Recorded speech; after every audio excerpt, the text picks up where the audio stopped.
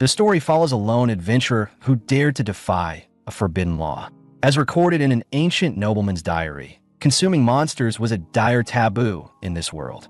For any human to eat a monster meant taking in its corrupt and twisted essence. The first sign of the curse was a wave of euphoric ecstasy, paired with a sharp boost in physical power. The second stage brought blinding headaches, wrenching nausea, and a haze of drunken madness. But the final and perhaps cruelest symptom was sudden death from the monster's core. Or worse, the eater turning into a monster themselves. In the dimly lit chamber deep within the labyrinth, a man sat atop a monster's corpse, his hand bloodied and broken. He was savagely tearing into the beast's flesh, ignoring the pain that racked his body. As he swallowed the final bite, his wounds sealed with unnatural speed. In that moment, he unlocked two new skills, Roar and Battle Axe. Consumed by rage, he let out a monstrous bellow that shook the walls around him. The echo surged through the labyrinth, drawing the attention of every lurking beast. Upon hearing the man's roar, nearby monsters stormed toward him, driven by bloodlust and rage. As they lunged from the shadows, he drew his axe with terrifying speed and precision. What followed was a brutal rampage, the man tearing through beasts like a force of nature. No matter how savage their strikes, he cut them down with devastating, cleaving blows. With each kill, he tore into their flesh, consuming it without hesitation or remorse. Their dark essence flowed into him, merging with his own twisted soul. As he fed, new skills awakened within him, amplifying his power with every bite. His body grew stronger, his fury deeper, his slaughter unending. As the man pressed on with his relentless slaughter, he unlocked a torrent of new powers: agility boost, lightning cloak, poison mist, and thread manipulation among them. With ruthless precision, he wielded each skill to carve a path through the unending wave of beasts. Though his strength was immense and his arsenal vast, the overwhelming numbers slowly chipped away at his endurance. Fatigue crept into his limbs, his breath growing heavier with every swing of his axe. Believing he had slain enough to break free of the labyrinth, he allowed himself a moment's pause. But then he saw them, countless monsters still circling him, tightening their hold from every direction. As the man stood surrounded by the oncoming monsters, he steeled his resolve with unshakable determination. In that fleeting moment, he swore he would kill them all, escape the labyrinth alive, and return home, no matter what it cost him. In the frontier city of Bologna, a harsh land riddled with countless labyrinths, one stood apart from the rest: the Miasma Labyrinth. Its foul air drained the strength of any adventurer who dared to step inside, leaving even the strong crawling. Most avoided it entirely, cursing the way it stripped away their power. But one man didn't care. Rude walked into the Miasma Labyrinth like it was home, unfazed by the creeping poison in the air. His fearless persistence earned him a name whispered with awe and disdain: Miasma Scavenger. As Rude stepped into the Miasma Labyrinth, a quiet satisfaction settled in his chest. He had finally reached the 6th floor, and as he scanned the area, he was glad to see miasma grass growing in abundance. This rare herb, prized for its miasma-purifying properties, had become his most reliable source of income. Still, Rude reminded himself to stay cautious, not greedy. He decided to harvest only what he needed, careful to leave enough behind so the labyrinth could restore its supply. Gazing at the miasma grass, he smiled, knowing the 6th floor yield would keep him fed for 3 days. As he moved deeper into the floor, he spotted miasma rats darting between the shadows. Most monsters in the miasma labyrinth were drenched in miasma and laced with venom, which kept adventurers far away. But their poison meant nothing to Rude. He alone was immune to their touch, walking through the corruption like it was mere fog. Rude charged toward the miasma rats, determined to wipe them out quickly. But as he swung his weapon, he began to falter under the sheer number of rats flooding the area. Just as he struggled to keep up, a sudden fireball spell exploded nearby, hurled by an unknown adventurer. The blast missed its mark, letting one of the rats slip away unharmed into the shadows. Rude, startled and irritated, dropped to the ground, trying to process the sudden interference. He turned toward the source of the spell and spotted 3 adventurers standing in the distance. He recognized them instantly. They were faces he had seen around the adventurers' guild before. A wave of annoyance surged through him at the sight. One of them turned to the spellcaster and remarked bluntly that he should have aimed closer if he wanted to hit anything. At that moment, One of the three adventurers stepped forward, offering Rude a hand and apologizing for the mishap. He introduced himself politely and asked for Rude's name in return. Seeing Rude struggling with the miasma rats, he explained their only intention was to lend a hand. Rude ignored the offered hand and stood up on his own, brushing dirt from his clothes. He thanked the man for the concern, but firmly requested a warning before doing anything that might risk his safety. Irritated, the adventurer snapped back that yelling, "Fireball," was his warning before casting the spell. As the two exchanged words, one of the other adventurers opened a nearby door and called out excitedly. He informed his companions that the room ahead was overflowing with miasma grass. The other two lit up with excitement, eager at the find, but Rude's face darkened at the news, clearly displeased. Rude then asked why they had been quietly trailing him through the labyrinth, hinting they might be after his precious harvesting spot. One adventurer, clearly annoyed, insisted they were just fellow explorers trying to survive, and their paths had crossed by chance. He added they had only come to save Rude from the miasma rats, and that he should appreciate their help. The three glared at Rude with cold disgust, knowing he was too weak to fight back, even if he was right. After a moment's thought, Rude stepped forward, apologized for suspecting them, and thanked them for their aid against the rats. He knew he couldn't win this fight, so he chose to accept the uneasy truce. Back in Bologna, inside a bustling restaurant called Full Belly, two men suddenly shoved Rude to the floor. One scolded him harshly, claiming Rude's foul stench spoiled the taste of the food. He declared Rude banned from the place, saying it was clear he couldn't grasp how much his smell disturbed other patrons. At that moment, one of the men sneered at Rude and declared that a true adventurer was one who could slay monsters. He mocked Rude's worthless skill, abnormal status nullification, and said no matter how hard he tried, he'd never become a real adventurer. The two men laughed loudly, taunting him mercilessly, while Rude stood silently, unable to reply. Abnormal status nullification was Rude's unique ability. Though handy for exploring the miasma labyrinth, it had a fatal flaw. It offered no combat skills to actually kill monsters, which every adventurer must have. Because of this, Rude had no place in any adventuring party. His lack of offensive power forced him to scavenge the labyrinth's lowest floors, earning him the nickname Miasma Scavenger. This name summed up both his skill's limits and his desperate role. In the end, Rude's useless ability branded him an outcast, not a true adventurer. At that moment, Rude reflected bitterly on his fate, frustrated that as a grown man, he still battled life-or-death fights against mere rats. He returned to his inn and collapsed onto his bed, weighed down by the fear he might remain the miasma scavenger forever. Rude felt crushed by the harsh truth. No one saw him as a true adventurer or gave him respect. He was always looked down upon. The next day, Rude arrived at the Adventurers Guild, thinking about scouting a fresh patch of miasma grass elsewhere, using the money from his last harvest. But the guild buzzed with unusual noise, stirring his curiosity about what caused the ruckus. He approached a staff member and asked if there were any good jobs available. Recognizing him, she called him the Miasma Scavenger and shared astonishing news. A new labyrinth had just been discovered. Rude's eyes widened at the revelation. A fresh labyrinth promised untapped treasures and rare magical items, a golden chance for any adventurer. Thrilled, he saw it as the opportunity to rewrite his destiny and shed his current lowly status. Rude soon realized why the guild buzzed so loudly.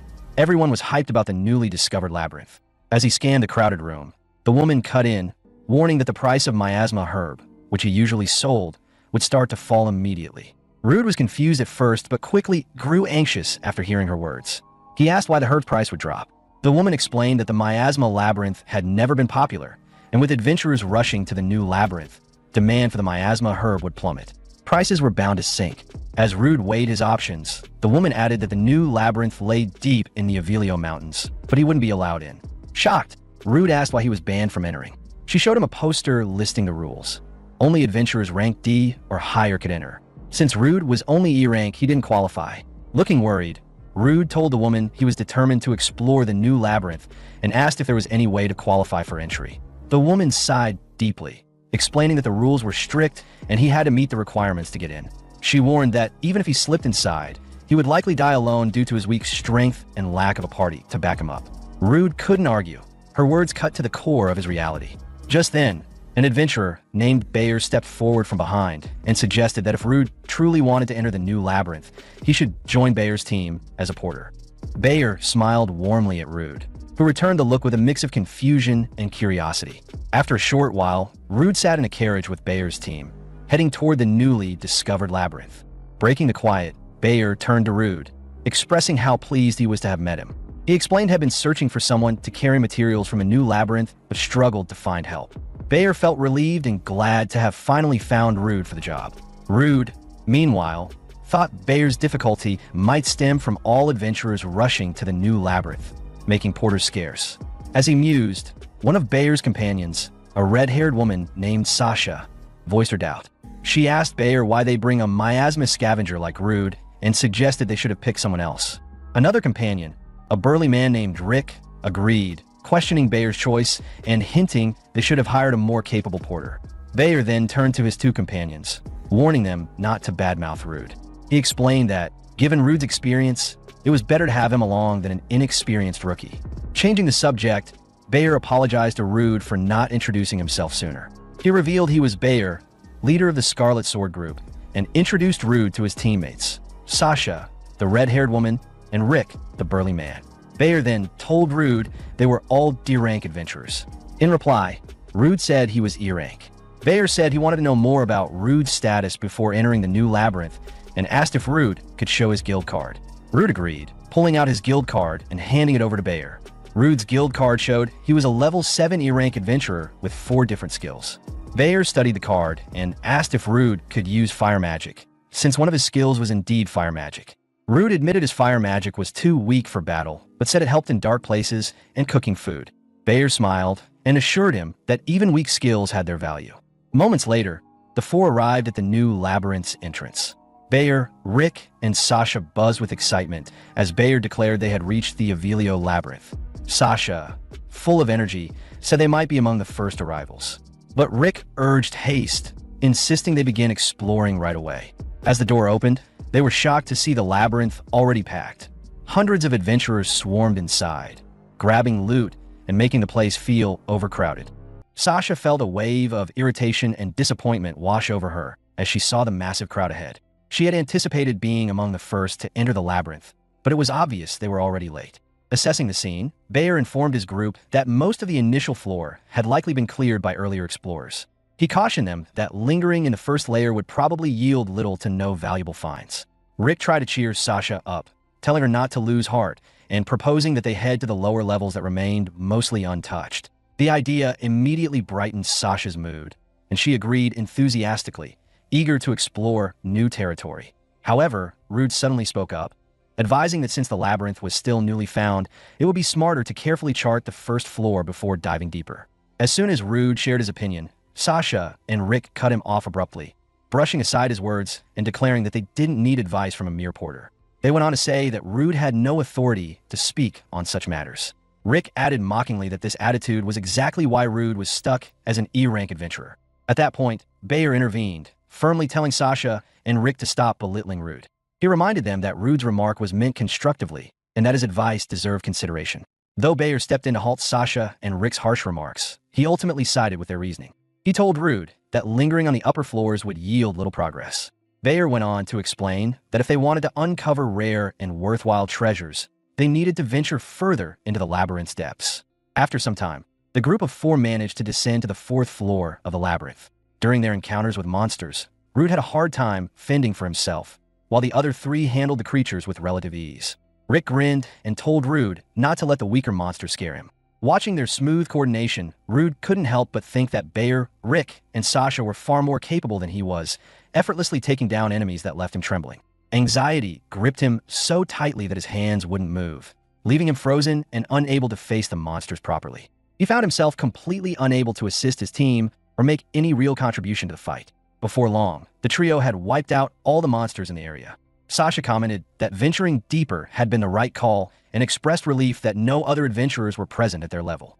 Bayer nodded in agreement, mentioning that while the monsters hadn't posed much of a challenge, they had still managed to uncover some valuable loot on the 4th floor. At that point, Rick barked at Rude, ordering him to gather the remains from the monsters he had slain as well. Rude responded that he couldn't harvest anything useful since the bodies were too badly damaged, and most of the monster cores were already destroyed. Irritated, Rick demanded that Rude at least check for anything salvageable, reminding him not to slack off and emphasizing that, as their porter and a lowly E-rank adventurer who dealt with miasma, it was his job to handle such tasks. Though Rude disliked taking orders from Rick, He didn't dare defy him after seeing how powerful Rick had proven to be in battle. Reluctantly, Rude acknowledged the command and began collecting the remains of the monsters Rick had taken down. As he moved closer, he noticed that the corpses were shredded beyond recognition, their insides spilling out and filling the air with a foul stench. Rude couldn't help but wonder why Rick had been so excessively violent in his attacks. Deciding it would make the task easier, he cast a small flame spell, hoping to burn away parts of the carcasses and reduce the stench while retrieving what materials he could. When Rick saw Rude using fire magic on the monsters, he joked to the others that Rude might be roasting the meat to eat it himself. Chuckling, he added that after spending so much time exploring, he was starting to feel hungry and the idea of grilled monster meat didn't sound too bad. Sasha quickly interrupted him, telling Rick to drop the topic, saying that the thought of eating monster flesh was revolting to her. Sasha reminded Rick that consuming monster meat was forbidden among adventurers, as the lingering magic within the flesh could seep into the body and cause unpredictable side effects. Rick chuckled, assuring her that he was only teasing. He added that once they got back, he intended to spend his earnings on proper food and indulge in a real feast. However, before he could finish speaking, the air around them shifted as a deep, thunderous roar reverberated through the labyrinth's halls. The group froze, turning toward the sound, only to be met with the sight of an enormous minotaur emerging from the shadows. The creature's presence was terrifying. B-rank monsters like it weren't supposed to appear anywhere near the fourth floor, making its arrival all the more shocking. Panic spread among them as they grasped the reality of the situation. They were hopelessly outclassed. Every one of them understood that facing a B-rank monster at their level was suicide, and their only hope lay in finding a way to survive or escape. In that instant, Bayer shouted at Rude to hand over his backpack, claiming he needed its supplies to confront the Minotaur. Startled, Rude obeyed without hesitation and quickly passed it over. He then asked Bayer what he planned to do and whether he had a strategy for their next move. But as Bayer took hold of the pack, a dark smirk formed on his lips. Before Rude could react, Bayer drew his blade and slashed across Rude's back, sending him collapsing to the ground, writhing in pain and bleeding profusely. The malicious gleam in Bayer's eyes made it clear that his intentions were far more sinister than Rude could have imagined. After striking Rude down, Bayer called out sharply to Rick and Sasha. Reacting instantly, Rick hurled a weapon resembling a throwing axe and activated a spell known as Warrior's Rally. The magic redirected the Minotaur's aggression, marking the wounded Rude, who lay groaning on the ground, as the creature's new target. At the same time, Sasha cast haste upon herself, Rick, and Bayer, greatly enhancing their speed to ensure a swift escape. Writhing in agony, Rude weakly demanded to know if their plan had always been to abandon him. Bayer, grinning coldly, admitted that Rude had been brought along only to serve as bait, and that his role had ended once danger appeared. Rude's expression twisted in disbelief as the truth sank in. As the trio sprinted away, they yelled for him to hold the monster off and stall for their getaway. Trembling with fury, Rude shouted after them, cursing their betrayal and condemning them for sacrificing him just to save themselves. Meanwhile, the Minotaur, under the influence of the spell, turned its murderous gaze toward Rude. Terror gripped him as he desperately searched for a way out, but before he could act, the monster slammed its massive weapon into the ground, sending a shockwave that threw him high into the air. Though Rude narrowly dodged the main impact, a grim smile crept onto his face. He knew the situation was hopeless. His chances of surviving were nearly non-existent, yet he steeled himself for what was to come. In the next instant, the Minotaur lunged forward with immense strength, bursting through the stone wall and dragging Rude into another section of the labyrinth. The force of the collision shattered the wall completely, hurling them both into a new chamber.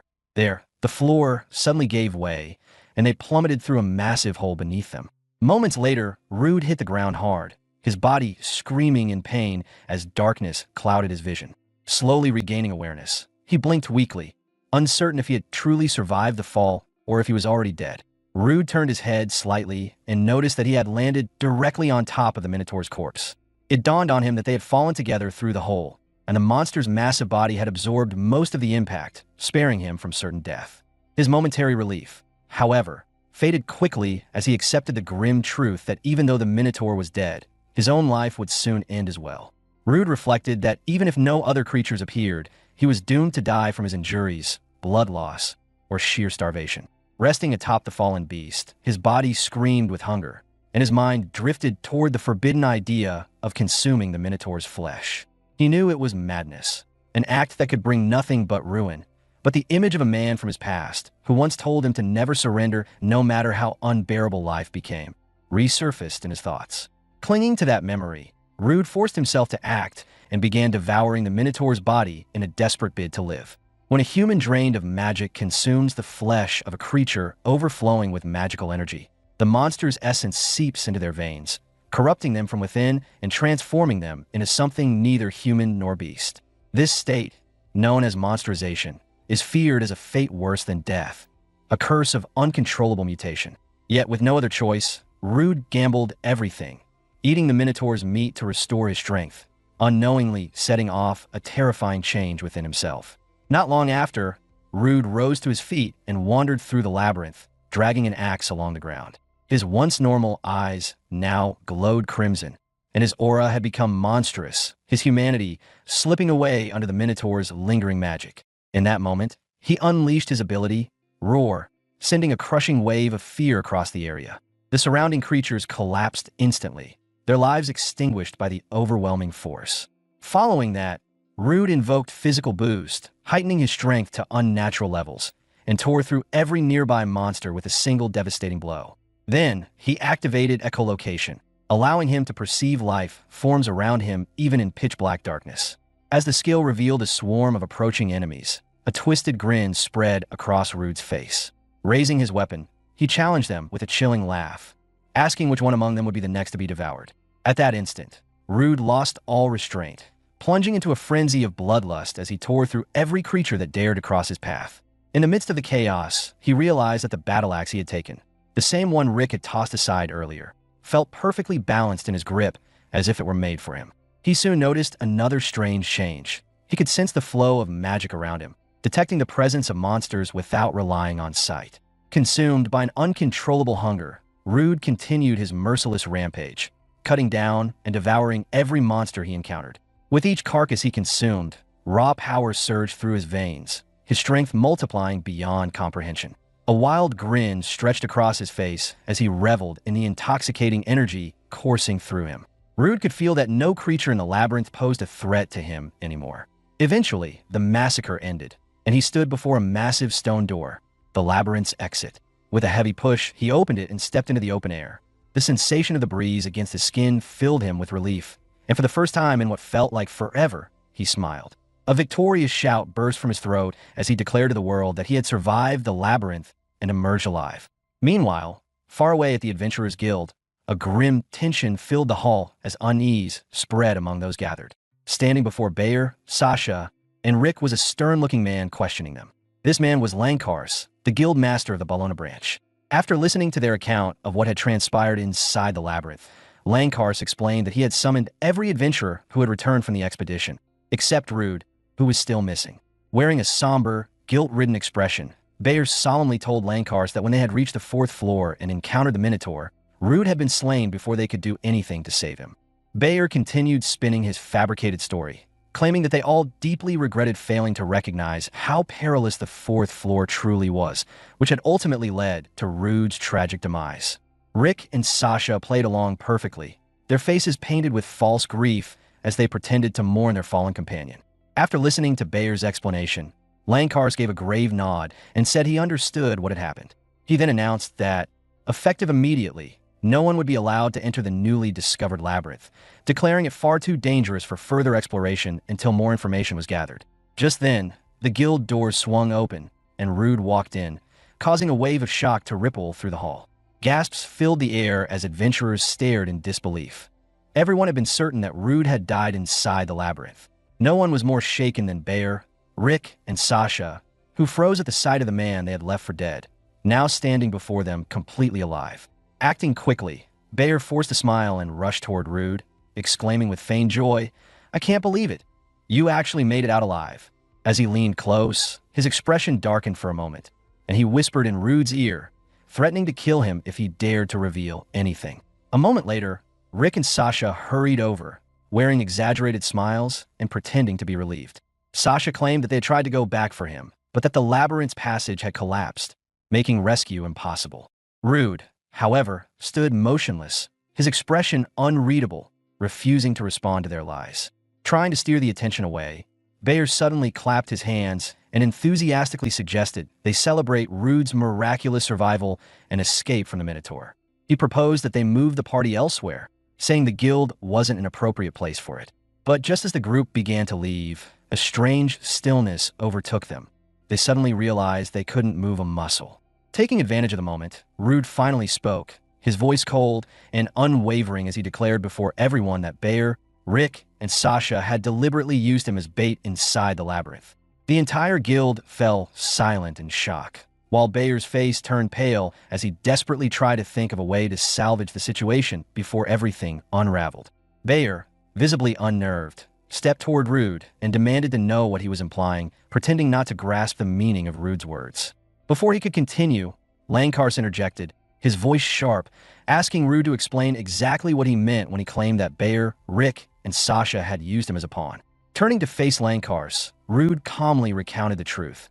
How Bayer had stolen his pack and struck him from behind, how Rick had used a skill to draw the Minotaur's fury toward him, and how Sasha had cast haste only on the others, ensuring their escape while leaving him behind to die. The room fell silent as the details spilled out, and the three culprits stood frozen, their faces pale with fear as the weight of their betrayal was laid bare. In a panic, Bayer turned toward Lancaster, insisting frantically that Rude's story was nonsense and that they had done nothing of the sort. Lancaster regarded him with a hard stare before stating that the truth would be determined soon enough. At that moment, a woman entered the hall, her presence commanding immediate attention. She was the truth officer, a figure so rarely seen outside the royal capital that her sudden arrival left the entire guild in stunned silence. Lancaster explained that, because of the unusual number of porters who had died while temporarily working with Scarlet Sword, he had summoned the truth officer to conduct a full investigation. Hearing this, the three grew increasingly hysterical, while Rude remained composed, knowing justice was finally at hand. The truth officer, expression unreadable, studied the group carefully before casting her truth-detecting spell. Moments later, she announced her findings in an even tone. Bayer, Rick, and Sasha of the Scarlet Sword were lying, while Rude's account was genuine. A collective gasp echoed through the room. Bayer's composure shattered completely as he pointed a trembling hand toward her, shouting that she was wrong and insisting she didn't know what really happened, his voice breaking as he accused her of lying. Lancaster raised his voice, addressing the stunned crowd as he explained that the truth officer's ability was an exceedingly rare gift, one that could not be learned or replicated through normal means. He stated that her power functioned on the same level as a unique skill, incapable of being deceived or bypassed by any form of falsehood. Casting a sharp glare at Bayer, Lancaster added that the words of someone who had sworn their abilities in service to the kingdom were beyond question, leaving no room for doubt. Bayer, realizing the implications, stood frozen in terror, his mouth opening and closing wordlessly as panic overtook him. Lancaster then turned his fury on the trio, shouting that they had broken one of the most sacred taboos among adventurers, betraying and abandoning a companion. He accused them of deliberately wounding an ally and treating their comrade as expendable. His voice echoed through the hall as he declared that once their actions were formally recorded, the punishment was inevitable. Their adventurer licenses would be revoked, and they would be condemned to slavery. Sasha shrieked in terror at the announcement, her voice trembling, while Rick stood motionless, his expression blank with shock as reality began to sink in. Bayer, teeth gritted, muttered under his breath that it was impossible for someone like him to end up as a slave. His gaze hardened as it fell upon the truth officer, and bitter resentment filled his thoughts. If she hadn't been here, they might have escaped judgment. Overcome with rage, Bayer suddenly unsheathed his blade and lunged toward her, intent on cutting her down. Gasps of horror erupted around the guild as his sword swung forward. But before it could strike, Rude moved instantly, stepping in front of the truth officer and blocking the attack with a resounding clash of steel. With eyes blazing and his voice dripping with fury, Rude glared at Bayer and warned him not to dare lay a hand on the truth officer. Bayer froze, completely shocked that Rude had successfully intercepted his attack. Without hesitation, Rude retaliated with a devastating punch that sent Bayer hurtling through the air. The blow was so powerful that Bayer smashed through the Adventurers Guild wall, tumbling a great distance before coming to a stop. Rick and Sasha gawked in disbelief, unable to process the sheer magnitude of Rude's strength. Standing tall, Rude exuded confidence, clearly pleased with how effectively he had neutralized Bayer. Shortly afterward, Rude found himself in the guild's reception area, speaking with Lankars. The guild master offered a polite apology, noting that Rude must be exhausted after the harrowing events inside the labyrinth. Rude waved off the concern, assuring Lankars he was unharmed, and then asked about what had become of the other three. Lankars explained that guild staff had taken them into custody for questioning. He further clarified that if the investigation confirmed they had repeatedly treated porters as expendable bait, the Scarlet Sword members would lose all their belongings and adventurer licenses, ultimately being sentenced to slavery. Lankars added that Bayer had even dared to defy the Truth Officer, meaning he would likely never be seen again. He also noted that all rights to the profits from the new labyrinth had been revoked from the 3 Scarlet Sword members. Consequently, Lankars said every reward would now be awarded to Rude alone. Rude's eyes widened in astonishment as he heard he was to receive 200,000 reins, the full reward from the new labyrinth, originally intended for the 3 other adventurers. The sheer scale of the fortune left him stunned, realizing he would claim the entire sum by himself. After a short while, Rude exited the reception area and stepped outside, a wide grin spreading across his face. He thought to himself that with this kind of money, covering all his daily expenses would be simple. Reflecting on how long it would take to earn the same sum through painstaking collection of miasma grass, Rude appreciated the immense rewards adventuring could bring. As he strolled along, he noticed no other adventurers were approaching him. He guessed this was likely due to the spectacle he had caused earlier. Even if they continued to avoid him, he reasoned it didn't necessarily mean they were friendly. Rude then considered that drawing too much attention to himself might make other adventurers suspicious of his sudden fortune. He resolved to continue earning steadily in the miasma labyrinth as he had before. Determined not to dwell on what had happened, Rude decided to focus on moving forward. With his newfound wealth, he could finally afford better gear and the luxury of eating whatever he pleased. Excited about the possibilities, he decided his first stop would be a tool shop to purchase the equipment he needed. While wandering through the bustling market, Rude noticed a magical bag that caught his attention. However, he chose to grab something to eat first before worrying about acquiring it. The following day, Rude returned to the miasma labyrinth and resumed hunting rats. He was struck by how effortless defeating the miasma rats had become compared to before. Rude let out a sigh, reflecting that just 2 days prior, he would have had to evade 5 of these creatures, yet now he could dispatch them without difficulty. At that moment, he activated his appraisal skill to examine the miasma rats and assess their condition. He was pleased to see that the skill allowed him to clearly view each monster's stats. Rude realized that the ability he had gained from consuming a particular monster could be applied not only to living foes, but also to their corpses. At that moment, Rude began to wonder just how much his overall stats had improved. He reflected on how effortlessly he had been dispatching the miasma rats and guessed that his level might not have risen dramatically, perhaps reaching only around level 20. Intrigued, he opened his status screen for a closer look. To his complete shock, Rude discovered that his level had jumped to 42. Not only that, but his health, strength, endurance, and agility had all seen remarkable increases. Stunned by the sudden leap, especially considering he had been only level 7 the previous day, Rude realized this was an extraordinarily rare occurrence. Curious to explore further, he decided to review the new skills he had obtained.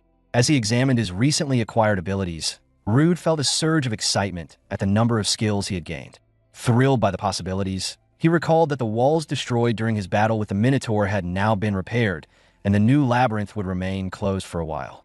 Planning to spend the day lightly exploring the miasma labyrinth, Rude was eager to put his enhanced powers to the test. He was curious to see how well his abilities would perform on the lower floors, and he also intended to try out the magic bag he had bought, carefully selecting the first monster for experimentation. After weighing his options, Rude resolved to delve into the deeper sections of the miasma labyrinth. He cleared the 6th floor with ease and then moved on to the 9th and 13th floors. While fighting the monsters on these levels, he realized that they no longer posed a sufficient challenge for his boosted strength. Determined to find more formidable opponents to truly test his abilities, he pressed onward. Soon, Rude reached the 24th floor of the labyrinth. As he navigated this level, he spotted a monster nearby. Concealing himself, he activated appraisal to analyze its stats. He discovered it was a lizard soldier from the dragon tribe, level 25, equipped with 3 distinct skills. Observing the lizard soldier's stats, Rude realized that these creatures normally operated in coordinated groups. Since only a single lizard soldier was visible, he judged it a worthwhile target. Moving silently, he crept behind it, drew his sword, and delivered a strike to its back. The hit caused damage, but it was insufficient to eliminate the creature entirely. Rude grinned, noting that the lizard soldier wasn't especially strong, and resolved that his next attack would land without fail. At that moment, the wounded lizard soldier attempted to flee in panic. Rude pursued it, shouting for it to stop. Eventually, the creature reached a dead end, with no route left to escape. As Rude closed the distance, he told the lizard soldier that it had nowhere to run. Yet when it finally turned to face him, its posture suggested it was no longer afraid. In that instant, Rude realized he was in serious danger. Glancing behind him, he saw multiple lizard soldiers encircling him and understood immediately that he had been lured into an ambush. Despite the apparent level difference, the odds were suddenly overwhelming. One of the soldiers swung its sword at him, but Rude ducked just in time to avoid the strike. Quickly evaluating the situation, he concluded that, given the trap and the numerical disadvantage, his only viable strategy was to eliminate the lizard soldiers one at a time.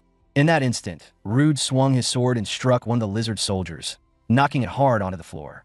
As he moved to finish the creature, another lizard soldier stepped in, using its shield to intercept his blow. Rude was momentarily stunned by the creature's well-timed defense. Just then, a different lizard soldier lunged at him from behind, but Rude's reflexes allowed him to dodge the strike just in time.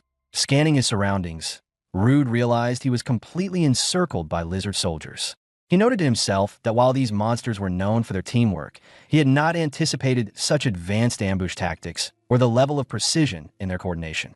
As he weighed his next move and continued engaging the lizard soldiers, a sharp, high-pitched noise caught his attention, preceding the monsters' synchronized attacks. Following the sound, he spotted a red-scaled lizard soldier standing at a distance, intently observing the fight. Rude activated his appraisal skill to analyze the red lizard soldier and discovered it was a general lizard, level 32 of the beast classification. Among its abilities, the most dangerous was command, which allowed it to control the movements and attacks of all the other lizard soldiers. A thrill ran through Rude as he realized he had located the leader of the group. At that very moment, the general lizard let out a deafening roar, signaling the other lizard soldiers to strike in unison. Unfazed, Rude activated physical boost, channeling tremendous power into every strike. With renewed strength, he cut through the swarm of lizard soldiers and surged directly toward the general lizard. As Rude swung his blade at the general lizard, he was shocked to see that the attack had no effect. It seemed as if the creature was completely impervious. The general lizard immediately countered with a devastating sword strike, and realizing he couldn't withstand it normally, Rude activated his steel body skill. The attack struck him, but caused no damage. Grinning with confidence, Rude faced the general lizard and proclaimed that he wasn't the only one with a hidden advantage. He had a secret of his own. Rude then used appraisal again, puzzled by why his attack had failed to affect the general lizard despite the force he had put behind it. Inspecting its status, he noticed no skills that would boost its defense or resilience. Rude deduced that another lizard must be using a protective skill to shield the general lizard. As he scanned the other lizard soldiers, he spotted one that was badly injured. Upon checking its status, he discovered it possessed a skill called Substitute, which absorbed damage intended for the general lizard and prevented harm from reaching it. Reacting immediately, Rude dashed to the lizard soldier with the Substitute skill and destroyed it without hesitation. With the protection removed, the general lizard's composure faltered, realizing it could no longer resist Rude's attacks. Roaring angrily, the general lizard commanded all remaining lizard soldiers to strike him at once. But as they advanced, Rude activated his thread manipulation skill. Using his power, Rude drew all the lizard soldiers into a single cluster, making them easier to control. He then cast a spell that ensnared them in a binding trap, leaving them completely immobilized. Satisfied, Rude turned his attention to the general lizard and announced that its fate was sealed. With a swift, precise movement, he decapitated the general lizard, ending the battle in an instant. After a short while, Rude had eliminated every lizard soldier in the vicinity. He grinned, knowing it was time to make use of the creatures he had slain. Reaching into the magic bag he had bought with his guild rewards, he retrieved the supplies he needed. The bag, enchanted to expand its storage and lighten its contents when closed, had quickly become an indispensable tool for him. Rude then pulled out his cooking gear and seasonings, ready to prepare the monster meat from the fallen lizards. He reflected on his time exploring the hidden floors, where survival had always been his only concern. Despite the constant danger, he had secretly wanted to try cooking monster meat. Now, With the ingredients prepared, he admired how appealing the meat looked and anticipated a delicious taste. Eagerly, he grabbed a piece and took a bite, his face lighting up in delight as the flavor exceeded his expectations. The taste was far better than he had imagined, and he mused that he might quickly develop a taste for monster meat. While enjoying the meal, Rude realized that he had also gained several new skills, many of which were quite remarkable. He wondered how such powerful abilities had come to him and considered that they were likely connected to the magical energy of the monsters he had consumed. Thinking over his growing skill set, Rude noted that the armor spider ability from the Minotaur was particularly strong. The evil eye skill from another monster also proved extremely useful. In addition, he had acquired several other potentially potent skills from creatures he had not yet tested. Filled with anticipation, Rude resolved that on his way back, he would deliberately consume as many different monsters as possible to expand his repertoire of abilities. On the 21st floor of the Miasma Labyrinth, Rude continued to eliminate the various monsters he encountered, steadily absorbing their powers by consuming their bodies. With each defeated creature, he acquired a growing array of abilities, including venom, temperature shift, poison scale powder, among many others. As Rude savored a piece of the cooked monster meat, a sudden, unusual noise echoed from behind him. Pausing, he tried to pinpoint the source of the sound. It became increasingly clear, a loud, crashing commotion, vaguely humanoid in nature. Rude wondered if another group of adventurers had managed to reach such a deep floor. Wasting no time, he packed his gear into the magic bag and hurried toward the source of the noise, curious to discover who, or what, was waiting ahead. Rude considered that encounters with other adventuring parties were extremely rare, and he entertained the thought that he might even be able to exchange useful information if he was fortunate. As he drew nearer, he spotted a woman wearing a cloak, her hand bleeding, collapsed on the floor. She was encircled by a group of shady-looking men who clearly meant her harm. One of the men muttered in disbelief about how much magical energy the woman still had despite her injuries. Another, visibly bruised and battered, commented that their predicament was dangerous because she was an elf. He added with a mix of curiosity and greed that the elf woman might be extremely valuable. At that moment, Rude raised his voice, remarking that while he had hoped to meet fellow adventurers, he was far from satisfied with the scene before him. The men froze at his sudden interruption, but Rude pressed on, admitting he didn't know all the details, yet could not simply watch a woman being assaulted. The apparent leader demanded to know who Rude was, and he calmly replied that he was an adventurer. The elf woman then shouted urgently at Rude, telling him to stay back and warning that the men surrounding her were adventurer hunters. Rude was briefly taken aback by her caution. He had always understood adventurer hunters to be highly skilled and dangerous. Curious, he activated appraisal to check their stats, only to find that no information could be retrieved. He speculated that they might be using powerful concealment magic or perhaps anti-magic devices. At that instant, the leader commanded his men to eliminate Rude immediately. Without hesitation, one of them charged, swinging his sword with lethal intent.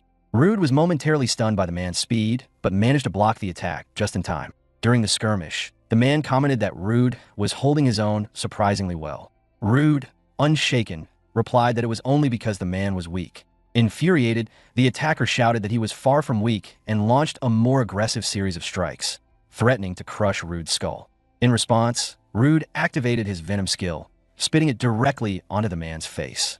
The man screamed as the venom burned his skin, writhing violently on the floor. Everyone present froze in shock, unable to believe that Rude could project venom from his mouth, and they began to regard him more as a monster than a mere adventurer. Rude reflected that his combat approach was wild and unorthodox, completely unlike the disciplined style of a typical adventurer. Yet for someone as frail as he had been, survival demanded exploiting any advantage to eliminate threats. At that moment, the man doused in venom lay lifeless on the ground. Observing this, the leader immediately recognized that Rude possessed a rare poisonous skill and realized they had underestimated him. Determined to avoid repeating the error, the leader commanded his men to strike simultaneously, intending to crush Rude and eliminate any chance of retreat. As the men assaulted him relentlessly, Rude dodged each blow, knowing that even a brief pause could cost him his life. There was no room for error.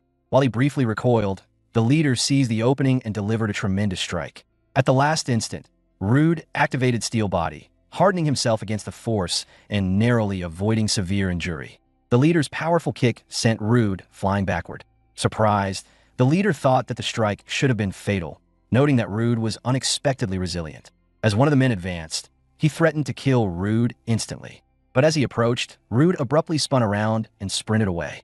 The man shouted for Rude to stop and gave chase, only for the leader to call him back, warning that both he and Rude were now treading across a hazardous poisonous swamp. The leader cautioned that venturing further would be perilous, with no guarantee of survival. He added that Rude wouldn't last long in the swamp either, and eventually, he would be forced to retreat. Watching them from a distance, Rude considered how long they intended to linger by the swamp's edge. Realizing stalling was futile, he resolved to confront them directly, choosing to engage as any capable adventurer would. Rude considered how lucky he was to have taken refuge in the poisonous swamp. Beyond its toxic properties, the swamp's mist sapped an adventurer's energy at a rapid pace, which worked entirely in his favor. Minutes passed, and the men grew increasingly alarmed that Rude had remained within the swamp for so long. One of them, gasping for breath, asked how much longer Rude intended to stay in the poisonous environment. 10 minutes had already passed, and even though they hadn't entered the swamp themselves, the fumes were beginning to make them feel nauseous. Meanwhile, Rude, who had ventured even deeper into the swamp, seemed completely unaffected. At that point, Rude decided it was time to act. He had waited long enough for the swamp's effects to weaken his opponents, but he also realized that any further delay could worsen the elf woman's critical condition. Moving toward the group, Rude asked how they were holding up under the poison and the swamp's magical influence, inquiring if they were struggling at all. One of the men scoffed, remarking that Rude had finally left the swamp and caused them a great deal of trouble. Calmly, Rude replied that, unfortunately for them, he was immune to status effects, so he could not fully appreciate the discomfort they were experiencing. The leader froze as he realized that Rude had a status immunity skill and had cleverly tricked them. He immediately ordered his men to strike and kill Rude on the spot. One of the men lunged forward, but the swamp had sapped much of his strength, and Rude easily blocked the strike.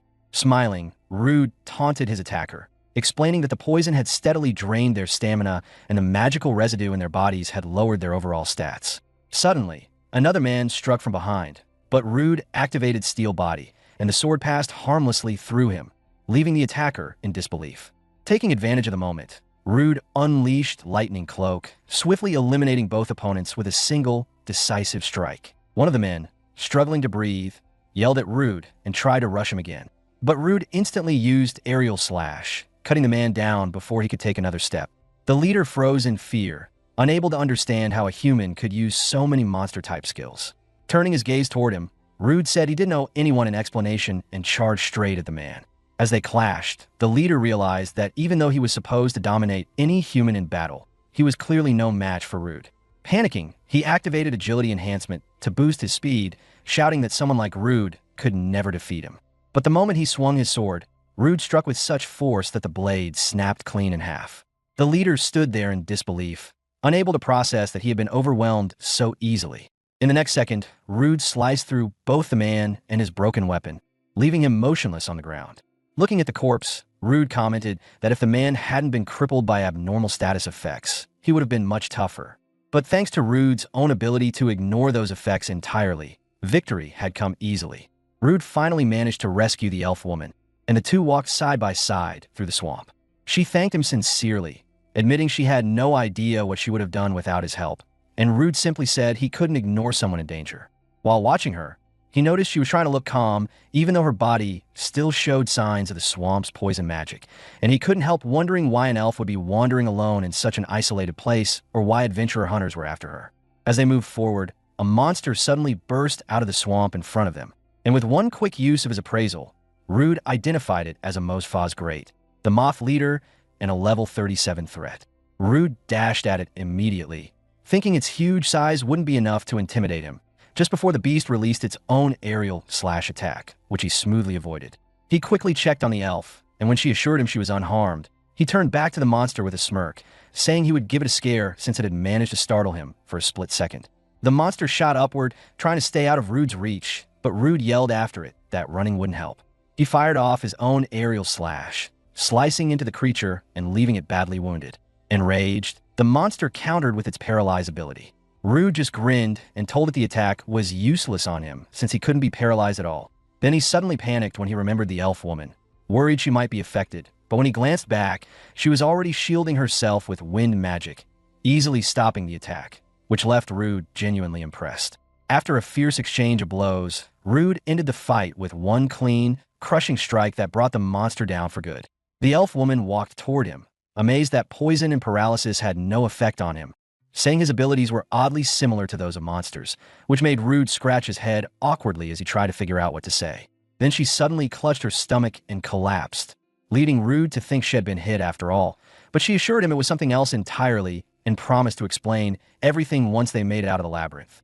A short while later, the two of them sat beneath a tree outside the miasma labyrinth. The elf woman let out a relieved smile, saying she finally felt normal again now that they had escaped that place. Before telling her story, she said she wanted to introduce herself properly, and with a calm voice, she told Rude her name was Alicia and that she used to be an adventurer. Rude froze in surprise and asked if she was truly Alicia from the Emerald Storm. Laughing softly, Alicia confirmed that she was indeed the very person he had heard about. Rude mentioned that the kingdom of Lydia's famous S-rank party, Azure Trails, was well known everywhere, and everyone remembered its members. But 5 years earlier, that same party had been crushed by monsters. Hearing his words, Alicia explained that on that terrible day, they had challenged the creatures hiding in the deepest layer of the S-rank Abyssal Labyrinth. During the fierce battle, their leader died. Another member was forced to retire because of fatal wounds, and one more was lost inside the labyrinth forever. Alicia added that she also hadn't escaped unharmed, and she quietly showed him a mark on her chest as proof. Rude panicked when she started loosening her clothes, but when he looked closely, he noticed a strange purple stain on her skin. Alicia told him the mark was a curse she received during that fight, a curse called Level Down. Rude felt completely confused since he had never heard of anything like that before. Alicia admitted she was just as clueless, saying she had tried every cure she could find but had only managed to slow the curse's effect instead of removing it. Alicia explained that those adventurers knew about her curse and wanted to use it for their own gain, and she admitted she was terrified of dying once her level dropped to 0, unable to stand the idea of being controlled by them. Hearing this, Rude suddenly realized something and told her there might be a way for her to fight back, remembering his substitute skill that let him take on another person's attacks and status effects. He asked if she would allow him to try it, leaving Alicia confused but willing to go along with whatever he had planned. Once she agreed, Rude placed his hand on her and used Substitute, and Alicia felt the curse inside her start to shift toward him, making her panic and beg him to stop before it hurt him. Rude simply gave her a calm smile and told her to trust him, insisting he would be fine. Then a dark, eerie force appeared behind him, leaving Alicia stunned as she watched the scene unfold. And the moment Rude's skill took effect, his abnormal status nullification triggered, wiping out the curse completely and freeing Alicia from the burden that had been dragging her down for years. Alicia stared at him in utter disbelief, asking what on earth had just happened, and Rude calmly told her to check her guild card. The moment she looked, her eyes went wide as she realized her status had returned to normal and the curse was completely gone, leaving her stunned that she was finally free. Rude explained that had taken a gamble, hoping his abnormal status nullification would erase the curse once he pulled it onto himself, and he felt a huge wave of relief knowing it had worked exactly as Head hoped. Alicia glared at him with a mix of annoyance and admiration, scolding him for being reckless enough to risk his life for someone he barely knew, but her anger quickly softened as she admitted she was truly grateful, thanking him with a sincere smile. Rude gently placed his hands on her shoulders and told her not to worry anymore, assuring her that he had helped her simply because he wanted to, nothing more. Rude and Alicia sat together in the full-belly restaurant, happily eating and drinking, and Alicia praised both the food and the alcohol, teasing that Rude clearly knew the best places to visit, while Rude awkwardly remembered the last time he had been thrown out of the same place, and asked if she should really be drinking after everything she'd been through. But Alicia confidently told him she was fully healed and that a moment like this deserved a proper celebration, urging him to drink as much as he wanted. Curious, Rude asked what she planned to do next, and after thinking for a moment, Alicia smiled and said she first wanted to know more about him, asking why he had chosen the life of an adventurer, and Rude took a slow breath before explaining that years ago monsters had attacked his village, taking everyone he cared about. But in the middle of that tragedy, an S-rank adventurer had appeared and saved his life. And Rude said he would never forget the way that heroes smiled at him in the middle of such darkness, a moment that pushed him to follow the same path. Rude told her he wanted to rise to S-rank, just like the hero who once saved his life, hoping to rescue countless others the same way someday. Hearing his honest dream, Alicia gave him a soft smile and said it was a goal worth chasing. When Rude nervously asked if she planned to laugh at him, she shook her head and explained that she too had once aimed for S-rank, and now she wanted to become even stronger than she was before the curse ruined her. She also believed her old teammates were still trapped deep inside the Abyssal Labyrinth, and no matter what happened, she planned to return there and face those monsters again. Since both of them needed more strength to reach their goals, Alicia suddenly proposed that they team up and form a party. Before Rude could answer, two familiar men walked over from behind. One grabbed Alicia's hand with a smug grin and joked that Rude had found himself a stunning partner. Rude immediately recognized them as the same troublemakers who had thrown him out of the restaurant before. One of the men told Alicia she shouldn't waste her time with someone as dull as Rude. And at that moment, Rude grabbed the man by the shoulders, eyes blazing with fury, and ordered him to take his hands off Alicia. The man was furious at Rude for talking back, and just when it looked like they were about to start a fight, Alicia stepped between them and insisted they calm down, reminding them they were standing in a pub and suggesting that if they wanted to prove something, they should see who could outdrink the other instead.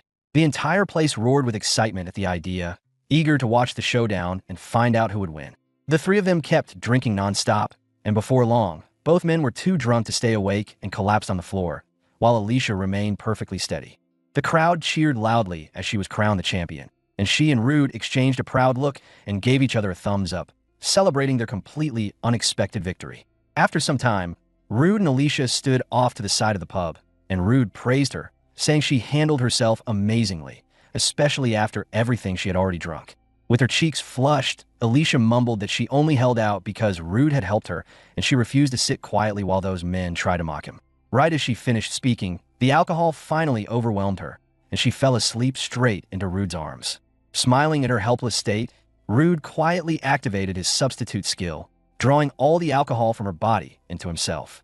Alicia snapped awake, surprised to find her head completely clear, and Rude calmly told her he had shifted all her drunkenness onto himself using his skill, leaving her totally sober.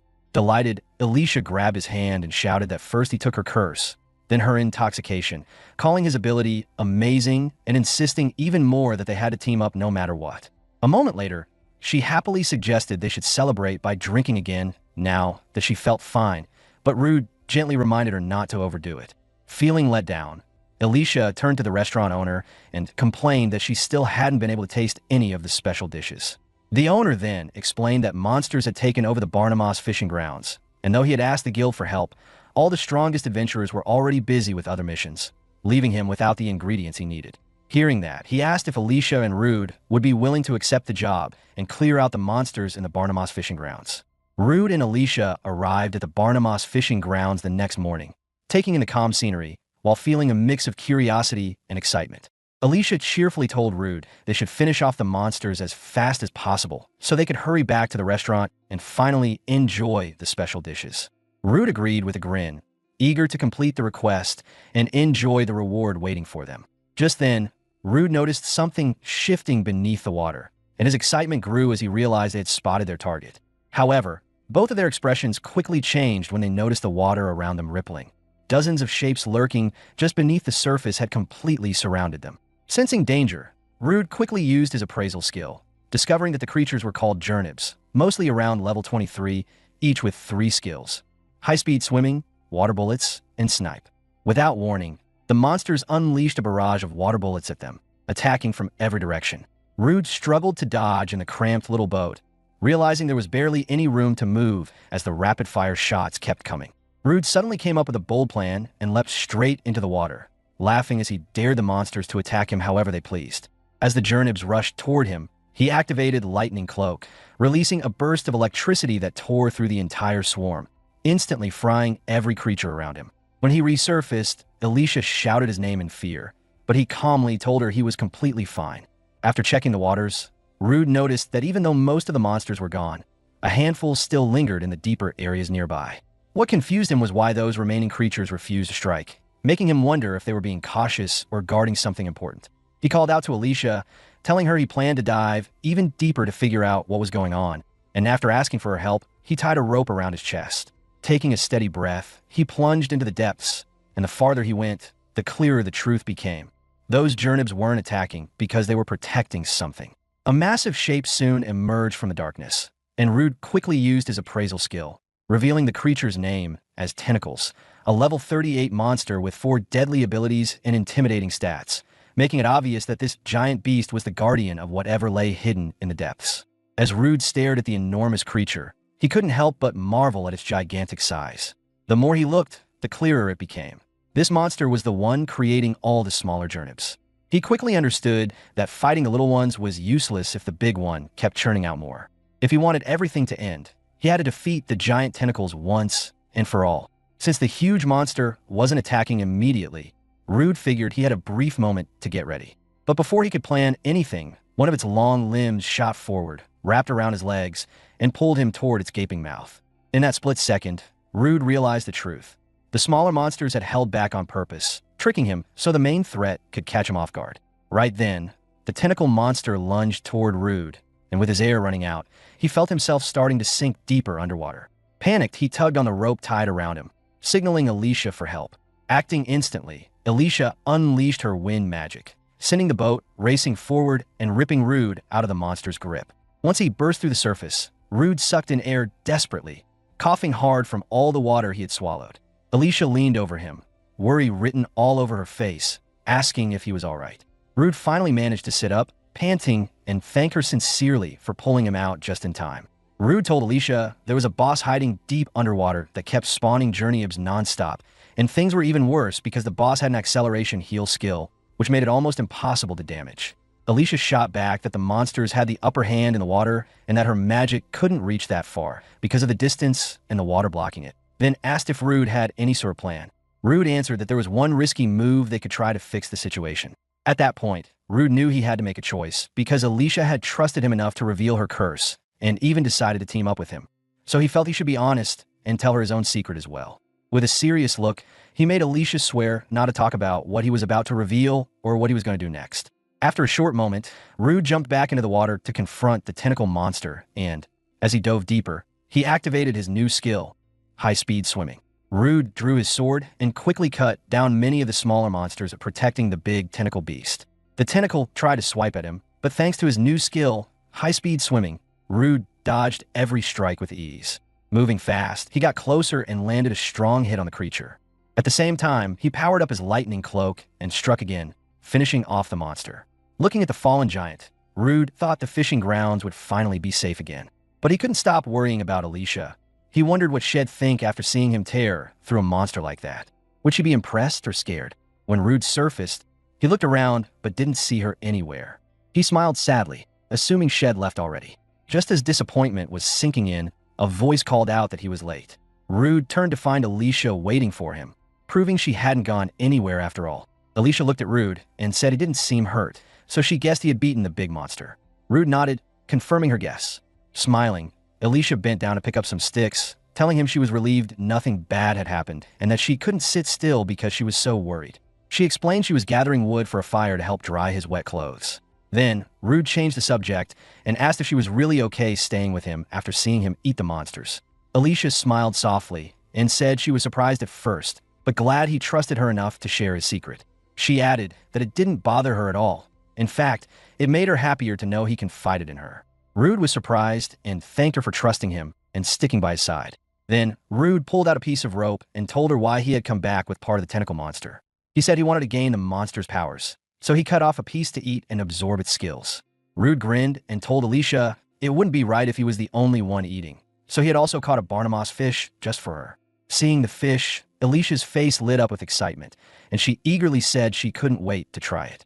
Rude laughed at her enthusiasm and promised to tell her the story of the first time he ever ate a monster while they enjoyed their meal. After a little while, the food was ready, and Alicia took a bite of the fish, commenting that it was surprising Rude actually ate monsters, and that there was a special reason behind it. Rude explained that eating monsters helped him grow stronger, getting closer to his dream, even though he used to be a weak D-rank. Alicia smiled softly and said the cooked monster meat looked pretty tasty. Rude agreed excitedly, adding that monster meat was surprisingly good, and even though he didn't need to eat it for skills anymore, he was curious about the flavor. To his joy, it turned out delicious. Then Rude asked if she wanted to try the monster meat, but Alicia said she wasn't sure if she'd survive eating it, so she'd stick to the fish he caught. Changing the subject, Alicia asked again if Rude would join her party. Surprised, Rude wondered why she wanted him, since as an S-rank adventurer, she probably knew stronger people. Alicia explained that it had been 5 years since the curse, and even if her old teammates were alive, many might have quit adventuring because of how long it had been and their natural age limits. Alicia said most adventurers on the front lines were a bit crazy, and even though they were strong, she didn't trust them to have her back. She wanted someone she could truly count on during her journeys. Reaching out her hand to Rude, She said that if it was him, she'd feel completely safe and worry-free. Rude smiled and told her he'd be happy to join her party right away. Outside the Adventurers Guild, Alicia excitedly told Rude they needed to prepare for their first mission together. Rude, being an E rank, wasn't sure they'd get any important jobs, but Alicia brushed that off, saying they should at least register their party at the guild first. Since she was S rank, she believed bigger missions would open up for them. Inside the guild, they went to the counter and told the receptionist they wanted to sign up as a party. Alicia handed over her status card, ready to get started. The receptionist's eyes widened when she saw Alicia's card, realizing she was a powerful S-rank adventurer and part of the famous Emerald Storm. Looking over both Alicia's and Rude's cards, she asked Alicia why she'd want to team up with someone like Rude, who was just a lowly miasma scavenger. Alicia gave her a sharp glare, which made the receptionist quickly stop questioning and admit she got the message.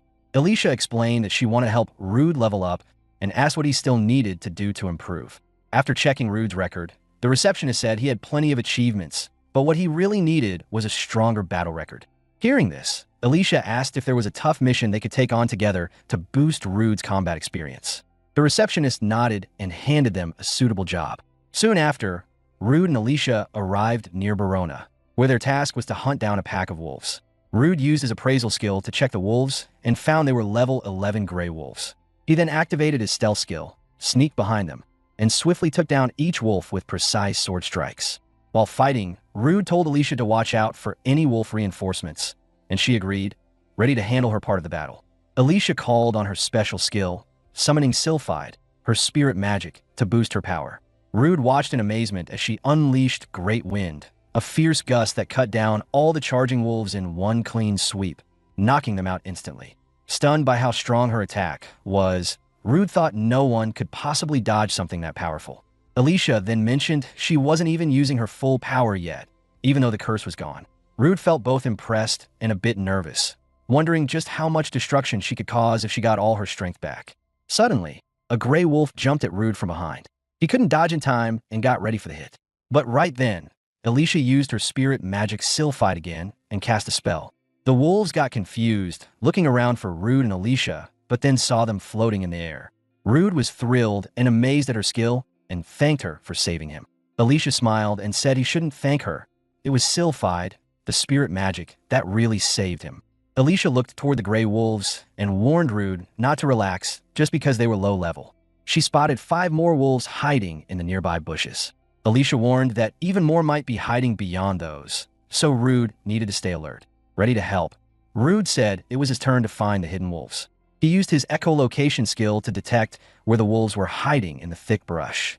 Focusing hard, Rude was shocked to discover about 30 gray wolves waiting just out of sight. Knowing they still had a lot of wolves to fight, Rude grinned confidently, sure he could handle them all. He told Alicia to strike the spots he pointed out, and she agreed without hesitation. As Rude guided her attacks, Alicia sliced through the bushes with her skill. Rude thought that while his echolocation wasn't perfect in open areas, Alicia couldn't hit multiple places at once very well either. But if they attacked from the sides together, they could force the wolves into one spot, making it easy for Rude to take them all down with one powerful strike. After Alicia finished gathering the gray wolves into one spot, Rude dove down and used his paralyzing breath skill, freezing all the wolves in place. With them unable to move, he quickly took them out one by one. A little later, Rude counted their kills and realized they had defeated 52 gray wolves in total. Alicia was shocked to see so many in just one day, and Rude guessed the wolf numbers must have grown a lot lately. Rude then asked if the magic she used before was spirit magic, and Alicia confirmed it was. She explained that she draws power from spirits found in nature. Although these spirits are everywhere, they don't always show themselves. Alicia said that to use their power, she has to give back some magic as payment. She added that even with only a little magic energy, she could still cast strong spells. As Rude saw earlier, she could even do amazing things like float in the air. Rude told Alicia he had never seen wind magic as powerful as hers before. Right then, the playful spirit suddenly grabbed Rude's hair and started pulling it for fun. While the spirit seemed to be having a great time, Rude winced and begged it to stop hurting him. Alicia couldn't help but laugh at the funny scene of Rude struggling with the cheeky spirit. She explained that Sylphide loved causing mischief, which was why it was teasing him. Noticing the sky darkening, Alicia said it was time to head back. She called on her spirit's power, and both of them began to float into the air.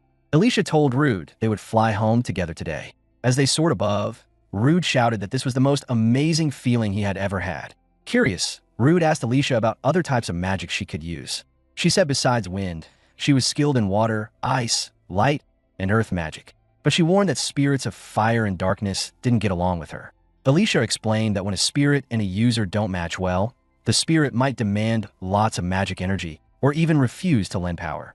Rude smiled and said that Sylphide must really like Alicia since she didn't need much magic to use her skills. Alicia nodded, agreeing with him. As they flew closer, Rude noticed smoke rising from a nearby village and quickly pointed it out to Alicia. When they arrived, they saw many homes burning and villagers running in panic. The chaos was caused by a fierce monster called the Baphomet. The village adventurers looked shocked and overwhelmed. They had only expected to deal with gray wolves, so this powerful beast caught them completely off guard. Suddenly, the Baphomet summoned a spear and threw it straight at two adventurers standing nearby. Just before it hit, Rude quickly fired a water bullet, knocking the spear off course and saving the adventurers.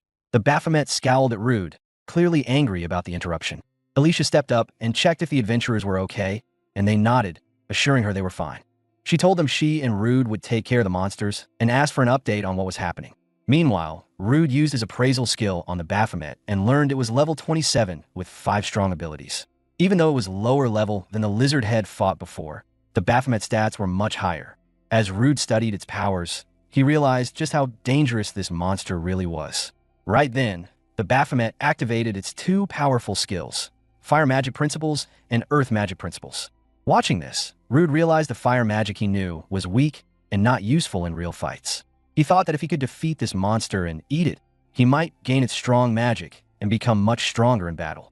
With that goal, Rude swung his sword, but the Baphomet easily blocked and dodged using its sharp claws. He thought about fighting harder, but before he could make a move, the monster launched a storm of fiery spears toward him. Alicia shouted out to check if Rude was okay, her worry clear, but he skillfully avoided all the fiery attacks. She asked again if he was all right, and Rude reassured her confidently. Watching closely, he saw the Baphomet had only 2 fire spears left, save for defense. Rude knew this was a really tough fight. At that moment, Alicia suggested they share what they noticed, pointing out that the Baphomet was very alert and ready for anything. Alicia told Rude that the villagers hadn't left yet, so she had already asked the other adventurers to help get them to safety. She wanted to avoid causing any extra damage during the fight. Rude knew that Alicia's magic must be running low after their battle with the Grey Wolves, so he couldn't count on her powerful spells this time. He realized he had to take the lead. Alicia promised Shed focus on blocking the Baphomet's magic, while Rude kept attacking no matter what.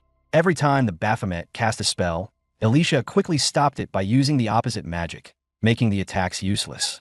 Frustrated, the monster switched to earth magic, but Alicia quickly blocked that with her wind magic. Rude was amazed at how carefully she used just enough magic to cancel the monster's strong spells, showing why she was an S rank. Taking advantage, Rude boosted his strength with his physical boost skill and chopped off some of the monster's fingers.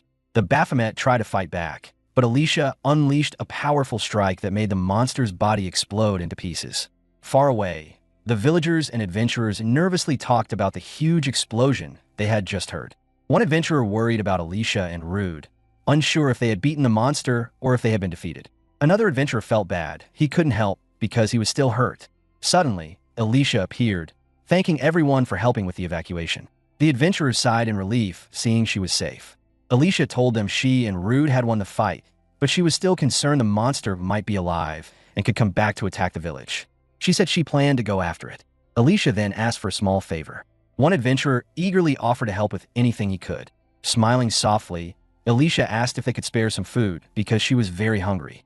A little later, in the forest near the village, Rude sat alone by a campfire, the monster's body lying close by. Alicia came over and told him she was back from the village. Rude was glad she returned and asked how the villagers were doing. Alicia said thanks to the adventurers, everyone had gotten away safely. Alicia told Rude she had explained to the villagers that they were chasing the Baphomet, so no one would get suspicious about the missing monster's body. Rude apologized for making her lie, but thanked her for helping anyway. His eyes then landed on the monster's corpse, and excitement bubbled up inside him at the thought of cooking and eating it. After preparing the meal, Rude took a bite and found he had gained all the Baphomet skills. Alicia commented that although the meat looked tasty, watching someone eat a humanoid monster was a little creepy. Rude agreed and felt a bit uneasy about how used he was getting to eating monster meat without thinking twice. Suddenly, a big group of monsters called Stampings rushed toward them. Rude was shocked. They had faced way too many monsters in just one day. He quickly stood up and told Alicia he wanted to try out the new powers he had gained from meat. But when he tried to use his skills, nothing happened. None of his powers would activate. Just then, the monsters attacked, but Rude and Alicia dodged skillfully. Alicia said she thought Rude would have been able to use magic by now, but he still couldn't. She added that her own magic was almost gone, so she couldn't help much this time. Rude was furious and told Alicia he wasn't going to let the monsters get away with ruining his meal. Alicia looked confused and asked why he was so upset. He explained that he had spent a long time draining the blood and cleaning the meat carefully to make it taste good. Now, after all that hard work, the monsters had scattered the food everywhere, ruining it. He was determined not to forgive them for messing up his feast. Alicia still didn't understand why he cared so much about monster meat. Then Rude yelled at the monsters, telling them they should pay up and give him their meat instead. Just as he was about to rush forward, Alicia grabbed him from behind and told him to calm down. She warned him that the monsters had a skill called Flash Step, which made their attacks super powerful and dangerous, even if they were low level. Alicia said they needed to keep their distance for now and suggested they pull back. Rude wasn't happy about retreating, but knew she was right, so he agreed, trying to hide his frustration. After a short break, Rude and Alicia climbed up a tree to stay safe from the monster pigs below. Alicia then asked Rude why he couldn't use his magic earlier. Rude said he had never had this problem before with skills for monsters, so he didn't know what was wrong.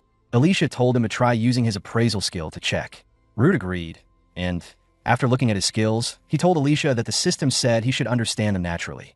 Alicia then joked that if he still couldn't use the magic, maybe his brain just wasn't made for it.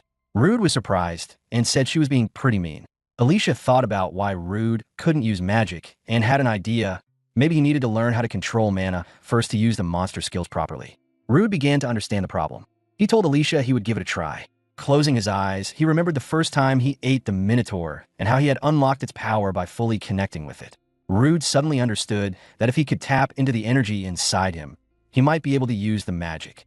He opened his eyes wide and realized he could finally control the magic that had been locked away before. A rush of excitement filled him as he realized that once he could feel the mana, he could use it like it was part of himself. Feeling stronger and more sure, Rude launched a fierce attack at the monsters waiting below. After finishing off all the monsters, Rude took a break to enjoy the meat he had cooked from their latest fight. As he chewed on the diced pork, he told Alicia how tasty it was and apologized for making her wait while he ate. Alicia smiled and said it was okay, knowing he needed to regain his strength. She then explained that to use magic properly, he had to rely on mana instead of just raw magic power. Noticing that his mana hadn't dropped much after his attacks, she guessed that Rude could keep using his skills without getting tired quickly. Rude nodded and told her that once he felt mana flowing inside him, he instantly knew how to activate his abilities. He added that if mana could take the place of magic power, then maybe he could use it to make his body stronger or even boost his weapons. He went on to say that many adventurers focus on building their magic power and use it in battle by channeling it through their bodies, which makes them physically stronger. When this magic flows into their weapons, it can make their attacks stronger or even create powerful energy slashes. Hearing this, Alicia realized that Rude's low magic power, until now, was why he couldn't use those advanced skills before. Rude nodded, agreeing with Alicia's thoughts and adding that he now had much more than just magic power. He also realized he could refill his mana by eating monsters. Just as he said this, he took a bite of the monster meat, and a message popped up telling him he had learned a new skill called Flash Step. Watching him, Alicia guessed that Rude could soak up mana from food and store it inside his body. But her attention soon drifted to the delicious smell of the meat, making her mouth water. Seeing Alicia staring and almost drooling as he ate, Rude teased her, asking if watching him enjoy the meal made her hungry too. Before she could answer, a huge explosion went off nearby, shocking them both. When the smoke cleared, they saw a giant monster standing right in front of them. Realizing it was the boss, Rude warned Alicia. Suddenly, the monster launched a fast and powerful strike. Quick on his feet, Rude used his new Flash Step skill to grab Alicia and dodge the attack just in time.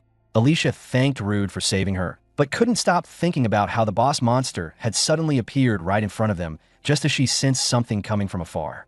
She wondered why such a strong monster would show up here, especially since they weren't inside a labyrinth. Meanwhile, Rude was furious. His food had been ruined again, the second time that day. Angry, he pointed at the boss and yelled for it to stop messing with him and his meal. Alicia laughed and teased him, saying at least a monster could make a tasty roast. Rude wasn't convinced. He said the boss had fire resistance, so even if it caught fire, it wouldn't care. Checking its stats, he saw it only had 2 skills, Flash Step and Fire Resistance, but its stats were pretty impressive. Ready to finish the fight fast, Rude used his principles of earth magic and attacked. To his shock, the monster shrugged off the hit and charged at him.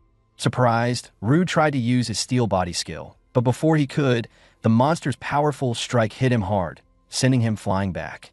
When Rude was hit by the monster's blow, Alicia shouted out, worried for him. But before she could rush over, the monster turned its focus toward her instead. Thinking fast, Alicia called on her spirit, Sylphide, and launched a strong attack. The hit connected, but it wasn't enough to take down the beast. She felt a brief relief, but soon noticed the monster wasn't using any fancy powers. It was just its thick fur and strong muscles that blocked her magic. She quickly realized that neither her earth magic nor Sylphide's wind could pierce through its tough skin. The monster shook itself off and got ready to attack Alicia again, knowing her spells wouldn't hurt much. Just then, Rude woke up and instantly used his skill, Roar. His loud yell stunned the monster, freezing it in place. Standing firm, Rude warned the monster not to turn away because the fight wasn't over yet. Thinking it through, Rude knew he couldn't rely on Flash Step or Steel Body right now. He also realized if the fight dragged on, the monster would try to attack Alicia again, and he wasn't about to let that happen. Rude knew he didn't have a skill strong enough to take down the monster with one hit. Watching the beast, he noticed it only charged straight at its target. Feeling determined, Rude decided to try something he had never done before in a fight. He closed his eyes, lifted his sword, and focused, ready to give this new move a shot. The monster rushed at him, and Alicia watched nervously as Rude stood still with his eyes shut tight. But Rude stayed calm, pulling mana from inside him and imagining it flowing into his sword. As the monster got closer, Rude opened his eyes and swung hard. His sword sliced the monster clean in half in one strike. Shocked, Rude couldn't believe he had defeated such a tough enemy with just one hit. Alicia was just as amazed, saying it was incredible how Rude had powered up his sword with mana without any practice. Rude said he thought this was the right time to try since his mana was leaking out anyway, so it made sense to test it now. But just as he finished, his sword suddenly broke into pieces, leaving both of them wide-eyed in disbelief. Rude let out a frustrated yell as his sword broke apart, but after a few breaths, he calmed down. He told Alicia that he had used the sword a lot, so it was only a matter of time before it snapped, and there wasn't much he could do about it. Alicia said the sword probably couldn't handle all the mana he had forced into it. She added that since a weapon is like an adventurer's own body, it made sense that Rude felt upset seeing it break. Changing the topic, Rude said they should call it a day and mentioned he'd take some of the monster's remains with him to eat later. Meanwhile, in the 7th layer of the miasma labyrinth, Rude's old bullies, now adventurers, were fighting monsters nearby. After a tough battle, they defeated the stronger miasma rats and the big ones that wandered the labyrinth. One of them said the fight had been hard, but their teamwork was enough to win. The others nodded and laughed, celebrating their success. Suddenly, they heard a noise from close by. One of them decided to check it out and told the others had heard something strange and was going to investigate. As the group moved toward the noise, one adventurer said it was strange to find stairs inside the labyrinth. Another got excited, thinking it might be a secret path leading somewhere special. They kept going and soon found a treasure chest. All three were thrilled to see it. After checking to make sure it wasn't a trap, they guessed what could be inside. When they opened it, they found a black sword that looked powerful and dangerous. One of them grabbed the sword and said he could feel magic coming from it. Another asked nervously if the sword might be cursed. Before the question could go any further, a third adventurer told him to stop being so negative. He said they hadn't seen Rude for a long time and had been struggling to make money. Finding the chest felt like a gift from the gods, a reward for their hard work. The others agreed and got even more excited. While celebrating, one mentioned hearing that Rude had been hanging out with a very beautiful elf woman lately. The others laughed and said Rude had gotten too full of himself. They agreed that next time they saw him, they'd put him back in his place. While the three adventurers talked, the black sword suddenly whispered the word kill over and over. Meanwhile, in the busy frontier city of Bologna, Rude and Alicia strolled through the crowded streets. Rude told Alicia he was thinking of asking a weapon shop owner he knew about making him a new sword.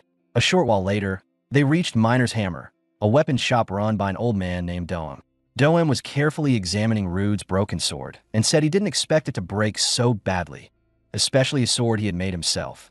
He added that pure strength alone shouldn't have shattered it so completely. Doem then asked Rude what kind of power he had put into the sword. Hearing this, Alicia asked if Rude would tell Doem everything, and Rude said he would. He trusted Doem since they had known each other a long time, and he wasn't the type to spill secrets. After Rude explained how he gained powers by eating monsters, Doem nodded and said it made sense why Rude's strength had grown so much. Alicia was surprised that Doem didn't seem shocked at all, but he told her it didn't matter what Rude ate as long as the monster meat tasted good to him.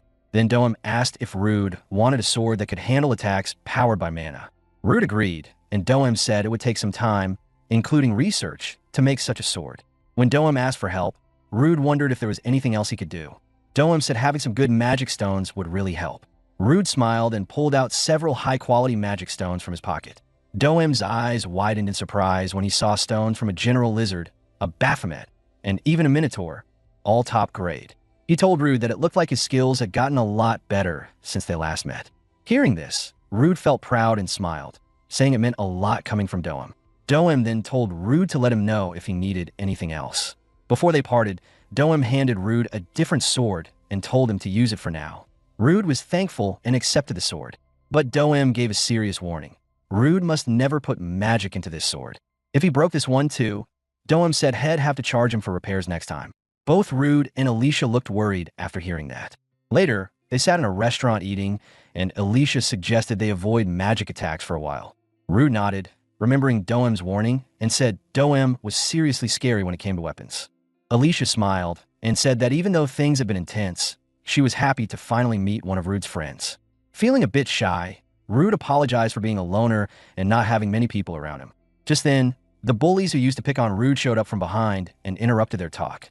One of them said it looked like Rude and Alicia were having a good time, so they decided to join in. Alicia looked at the three strangers, wondering who they were, while Rude's face darkened as he recognized them. Alicia stood up and asked if the three had a problem with her and Rude, then suggested they settle it the adventure way, with a drinking contest. As she talked, one bully named Rondo suddenly fell forward onto the table. His friend Magnus asked if he'd been drinking alone since he looked unsteady. But then Magnus noticed Rondo was clutching the sword they had found in the labyrinth. Confused, Magnus asked why Rondo still had the sword, thinking they had already sold it. As Magnus spoke, Rondo started mumbling the same word over and over. Suddenly, Rondo snapped, yelled, "Kill!" and swung the sword at Magnus, seriously hurting him. Right after hitting Magnus, Rondo swung his sword toward Alicia. Just before the strike landed, Rude jumped in and blocked the attack, saying this wasn't something a drinking contest could fix. Confused by Rondo's strange behavior, Rude wondered what was going on with him and the others. Another adventurer angrily stepped forward, yelling at Rondo to leave the party immediately. But Rondo was too strong. He pushed them back and started slashing at them too. Before Alicia could attack, she quickly apologized to the shop owner for the chaos about to unfold. She then cast a spell, blasting Rondo into a wall and breaking part of the restaurant. To everyone's shock, Rondo got up like it was nothing and came straight at her again. Rude was stunned that Rondo wasn't down after Alicia's powerful hit. He asked if she had held back, but she said any normal adventurer would have been knocked out cold. Just then, Rondo lost control again, yelling as he charged toward Rude and Alicia, promising to destroy them both. Rude got ready for the fight and warned Alicia that things were getting worse. Alicia quickly told someone nearby to help the injured if they could use healing magic. While Rude fought, Alicia warned him that Rondo's sword was cursed. Rude noticed Rondo drawing power from the sword, getting stronger by the second. Rondo swung a powerful blow at Rude, who barely managed to block it. He quickly noticed that every hit from Rondo was heavy and full of force. During their fight, Rude struck Rondo's legs, but to his shock, red, tentacle-like tendrils wrapped around Rondo's body, healing the wound fast. Watching closely, Alicia worried that if she used her magic to help, the cursed sword might absorb it. She realized she had to wait for the right moment to strike a strong, finishing blow. While Alicia was thinking, one of Rondo's friends, Rigard, yelled at Rude and Alicia, begging them not to kill Rondo. Rigard said he knew Rondo had hurt Rude before, but Rondo and Magnus were the only people who made him feel less alone. Tears fell as Rigard pleaded for Rondo's life to be spared. Hearing this, Rude promised he'd try to stop Rondo without killing him. Turning to Alicia, He said he would use his substitute skill and asked her to trust him for a bit. She agreed. As the fight went on, Rude remembered that using substitute on Alicia lasted about 10 seconds. Now, his challenge was to keep Rondo calm while finding a way to break the curse controlling him. Just as Rude was thinking hard, Rondo struck him with a strong blow. Alicia shouted in worry, seeing how hard Rude was hit. Even though the hit was powerful, Rude blocked it but noticed how heavy Rondo's attacks were. He quickly figured out that if he could hold back Rondo's sword, he could use his substitute skill on him. Acting fast, Rude cast Principles of Earth Magic, trapping Rondo in place. He thought if the problem was the curse, he could fix it like he did for Alicia. So, Rude tried to use substitute on Rondo, hoping to bring him back to normal. For a moment, Rondo came to his senses and begged Rude to save him. But before Rude could do anything else, he was knocked backward. Alicia asked if he was alright, and Rude said he was okay, but added that the substitute skill didn't work on Rondo. He guessed it wasn't Rondo fighting the skill, but the sword's power stopping it. Rude decided to try weakening the sword's magic and fired Principles of Fire Magic at Rondo. Just then, Rondo broke free from the magic trap and blocked the fire attack. Right then, Rude realized he had only managed to break the curse on Rondo's right arm. He figured that if that was true, he'd have to strike from outside the reach of that arm. But during the fight, Rondo suddenly moved fast, catching Rude off guard. And to his shock, the sword was sucking up his magic again. After pulling in a huge amount of magic, the sword completely took over Rondo's body, transforming him into something else. Rude quickly used his appraisal skill and saw that the person in front of him wasn't Rondo anymore, but a two-headed cursed monster called Graham. The creature immediately launched a fierce attack, and even though Rude tried to block, the hit was so strong it sent him flying back, causing heavy damage. Rude thought the monster was incredibly quick now, moving only when needed and striking like an expert fighter. Just as Graham was about to deliver a final, powerful blow, Alicia jumped in, stopping the attack. She struck hard and pushed the monster back, giving them space. Alicia told Rude she'd have to stand between him and the monster for a while. Rude thanked her, surprised that she could fight well up close. Alicia explained that a wizard who freezes when the enemy gets close is useless, and she didn't want to be that kind of burden. So, she learned how to fight hand-to-hand too. Alicia warned Rude that the monster controlling Rondo was no ordinary foe anymore. She said the curse had gone too far, and the only way to stop it was to destroy Rondo's heart. Rude, feeling uneasy, knew she was right and had no other choice but to agree. Meanwhile, Magnus and Rigard were still hurt. The healer told Magnus to stay down while healing him, but Magnus, even injured, asked Rigard if he had heard Alicia's warning about Rondo. He wanted to know if the only way to beat Rondo was by breaking his heart, and Rigard, worried, just nodded quietly. Back with Rude and Alicia, they kept fighting the monster, but Rude realized that even together, they couldn't find a clear chance to finish it. Rude thought maybe the monster's two heads gave it a wider view, making it harder to sneak up on. He told Alicia to step back for a bit while he tried to plan. Rude cast a spell that made the area foggy and hard to see. Alicia got the idea right away. He was trying to block the monster's sight. As the creature looked around confused, Rude snuck behind it and chopped off one of its heads. At the same time, Alicia called forth her earth spirit, Nomia, who struck hard at the monster's heart. But when the attack landed, Alicia frowned because it barely scratched the heart and didn't do much damage. Just as the monster lunged at Alicia, Rigard and Magnus suddenly jumped in front to block the attack. Rude was shocked to see them standing up against Rondo's cursed form. Rigard spoke firmly, telling Rondo that he would fight to stop him no matter what, even if it meant risking his own life. Holding his sword aimed at the monster's heart, Rigard promised that the three of them would face this battle together until the very end. Right after that, Magnus unleashed a powerful strike against the creature controlling Rondo's body. Magnus' sword found its mark, piercing straight through Rondo's heart. Slowly, Rondo's body crumbled and vanished, along with the dark magic that had taken hold of him. Watching this, Rude and Alicia felt deep sadness for Rondo and his friends, Magnus and Rigard.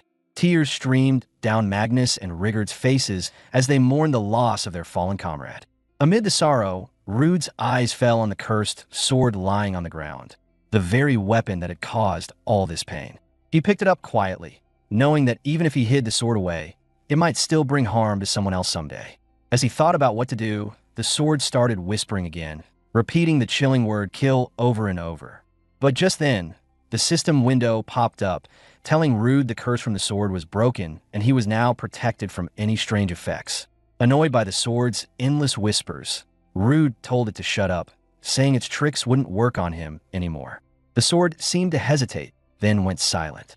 Suddenly, the restaurant door swung open, and Lankars, the guild master from Bologna, stepped inside, his face full of concern. He asked if everyone was okay. Calmly holding the sword, Rude replied that the fight was finally over. After hearing Rude's explanation, Lankars suggested they all head back to the guild for now. Soon, they arrived at the guild hall, where Lankars asked Rude and the others to share everything that had happened in detail. As Rude told the story, Lankars understood that Rondo had used the cursed sword to boost his power. With Magnus confirming the events, Lankars felt sure the other adventurers would believe their side. Magnus, still in shock, struggled to fully grasp what had just taken place. Sensing the moment to change the mood, Lankars asked Rude how he was feeling, noticing Head held the cursed sword for quite a while. Rude explained to Lankars that thanks to his immunity to abnormal effects, curses no longer bothered him. He added that as long as he kept the sword, no one else would fall victim like Rondo did. After thinking it over, Lankars respected Rude's determination but warned that if the sword ever controlled him, he wouldn't hesitate to take serious action. Without missing a beat, Rude promised that if it came to that, Lankars should do whatever was needed. Alicia listened quietly, looking a bit concerned but saying nothing. Lankars then thanked both Rude and Alicia for handling the dangerous situation. Lankars continued speaking, telling Rude and Alicia that this was no time for anyone to relax. Hearing the seriousness in his tone, Alicia grew concerned and asked if something had happened to make him say such a thing. Lankars then explained that the adventurers who had accompanied him had originally been summoned to deal with another matter he was about to reveal. Recently, he said, the number of monsters appearing outside the labyrinths had been increasing at an alarming rate, and the source of the problem seemed to be the newly discovered Abellio labyrinth. According to the investigation conducted by the survey team, the sudden surge of monsters was connected to the presence of a particular creature lurking deep within a labyrinth. Upon hearing this, Rude's curiosity was immediately stirred, and he could not help but wonder what kind of mysterious monster could be responsible for such a phenomenon. Lankars informed them that the monster in question was known as the miasma dragon, also called Basilista. He admitted that most of his knowledge about the creature came from old records and books, but according to those sources, its estimated level exceeded 70. Upon hearing this, Rude and Alicia were left stunned, immediately realizing that the dragon's strength far surpassed their own. Lankars went on to explain that while the dragon's combat abilities alone were already extremely dangerous, the true threat lay in its ability to release large amounts of miasma. This dense miasma was believed to stimulate nearby monsters, agitating them and driving them out of the dungeon in far greater numbers than usual. Because of this, the situation had rapidly grown more serious, and during their investigation, the survey team had already suffered several casualties. Lankars added that those who had returned from the survey were currently receiving treatment, but he warned that if the situation continued unchecked, the problem would not remain confined to the monsters within the labyrinth, as the miasma would eventually seep outside and cause catastrophic damage to the surrounding areas. He then explained that this was precisely why he had been searching for Rude and Alicia. After hearing the full explanation and understanding the seriousness of the situation, Rude told Lankars that he now grasped what was happening and suggested that they first visit the surviving members of the survey team.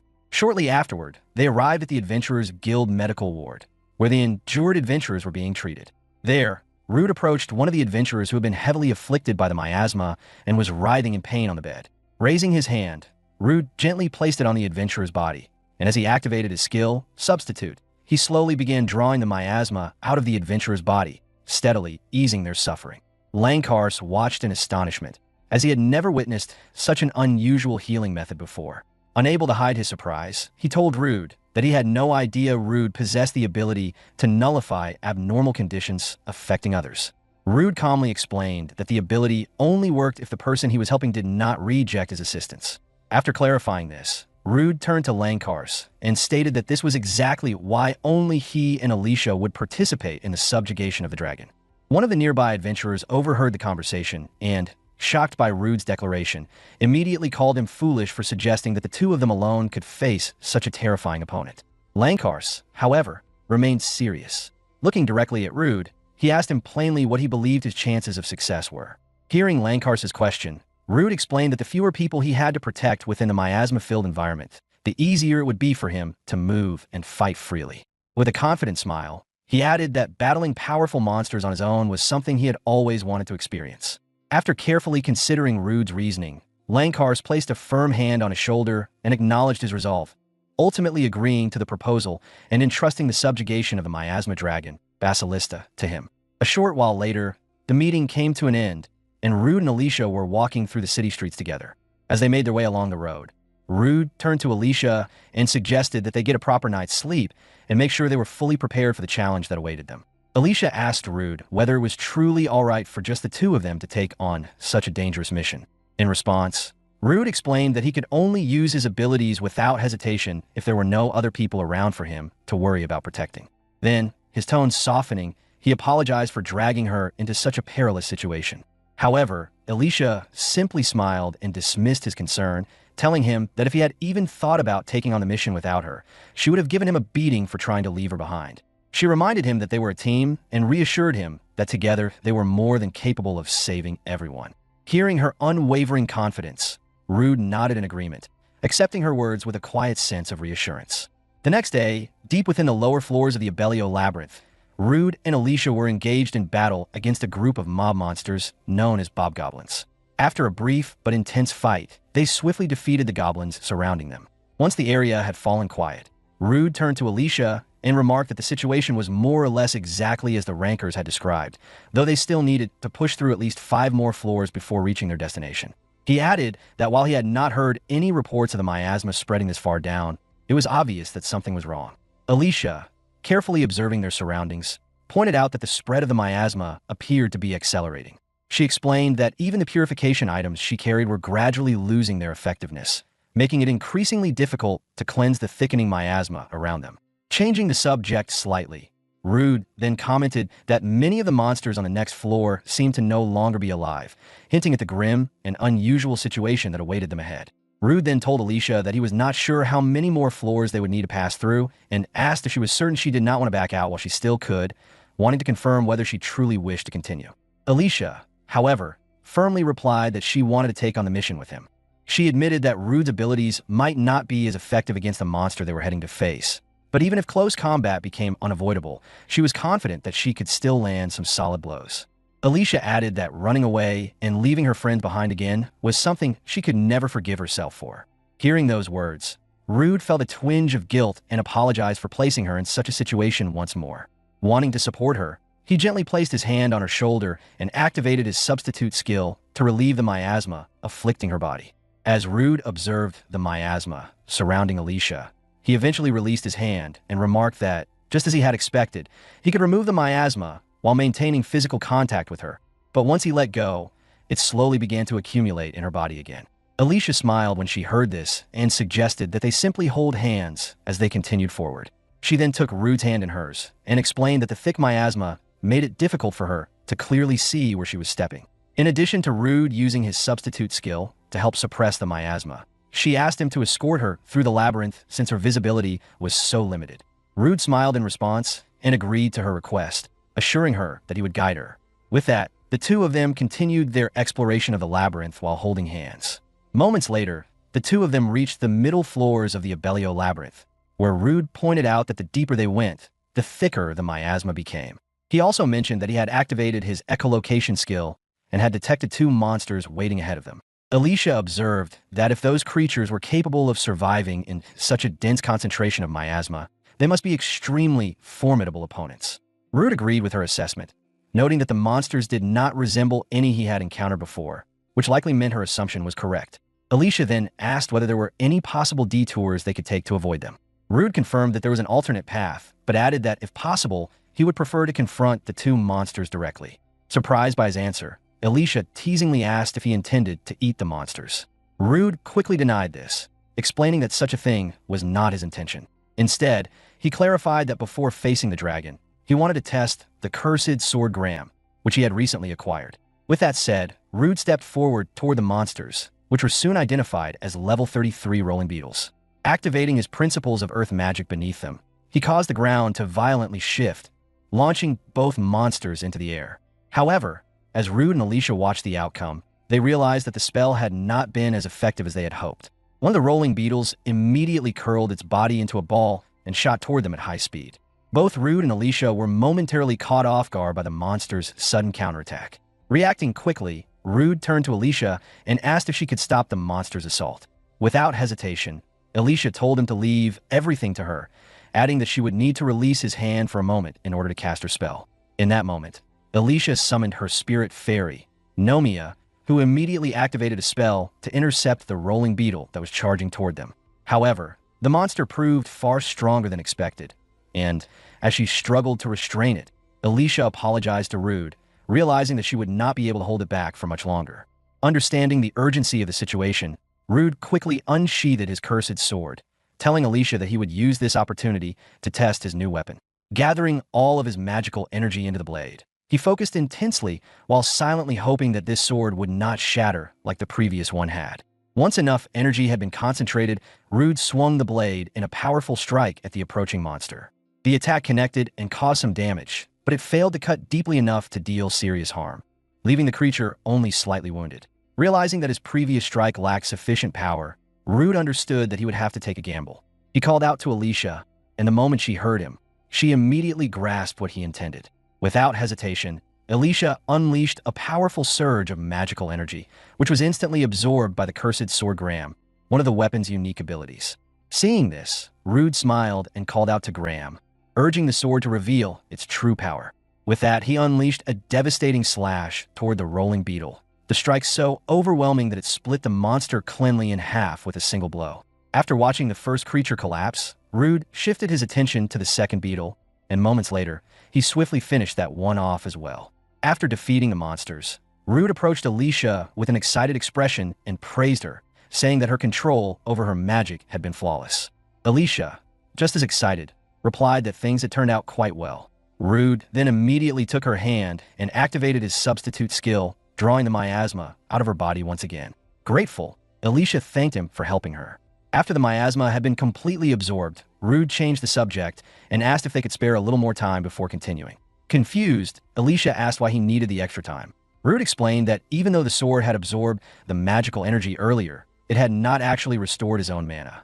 Hearing this, Alicia quickly understood and teasingly asked if he was planning to eat the monster after all. Embarrassed by her guess, Rude hurriedly denied it, explaining that he only intended to cut the monster into small pieces and carry them along for their journey. A few moments later, Rude used his fire spell to cook the monster meat, and after tasting it, he commented that the flavor was quite unique. Alicia then asked how it felt for him to use the cursed sword. Rude explained that once the sword absorbed enough energy, his physical abilities had increased significantly. Alicia observed that the weapon also seemed sturdy enough that it would not break even if Rude poured a large amount of mana into it, and Rude agreed with her assessment. However, he then mentioned that something about the situation still bothered him. According to the eyewitness reports, the miasma dragon was as large as a massive tree, which made him question how effective the sword would truly be against such a gigantic opponent. He also added that when it came to the sheer weight and impact of an attack, his previous sword had actually been far superior to the one he was currently using. As Rude was speaking with Alicia, he suddenly heard a voice in his mind. It was the voice of the sword. The sword told him to give it the mana stone so it could feast. Confused, Rude briefly wondered if the sword was referring to the monster meat. The sword quickly denied this and clarified that it had no interest in the meat, but rather in the magic stone contained within the monster's body. Understanding this, Rude retrieved the mana stone from the defeated monster and handed it to the sword. The moment the blade absorbed the stone, it began to power up, and within seconds the once small and lightweight weapon transformed into a massive blade. Rude was visibly impressed by the sword's newfound power and change in form. Meanwhile, Alicia looked confused and asked how Rude had understood what the sword was saying, since she had not heard anything at all. Rude explained that the sword had spoken directly into his mind. Thinking about it for a moment, he wondered if the cursed sword had become annoyed earlier when he compared it to his previous weapons, which might explain why it had suddenly grown larger to prove its worth. Turning to Alicia, Rude told her that he had finally figured out how to properly use the cursed sword. Alicia then informed him that the floor directly below them was where the miasma dragon had last been sighted. Just as she finished speaking, a thunderous roar echoed up from the depths of the labyrinth below, causing both Rude and Alicia to freeze in surprise at the sudden sound. Rude then asked Alicia whether the roar they had heard had come from the miasma dragon, but as he spoke, he suddenly noticed that the ceiling above them was beginning to collapse. Realizing the danger, He immediately warned Alicia and suggested that they reinforce the ceiling with earth magic. However, Alicia quickly pointed out that if they focused on protecting themselves, the staircase would likely be blocked by the debris, causing them to lose their only chance to confront the miasma dragon. Without hesitating, she activated her wind magic and told Rude that instead of defending, they would break through before the ceiling could collapse.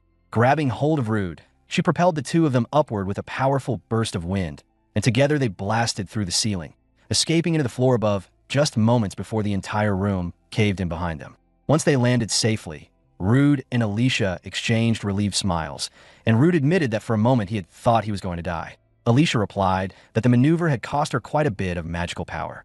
As they began surveying the new floor, Rude noticed how dark the area was and suggested that they move slowly while using his thermal search skill so they could detect threats and remain relatively safe while searching for enemies.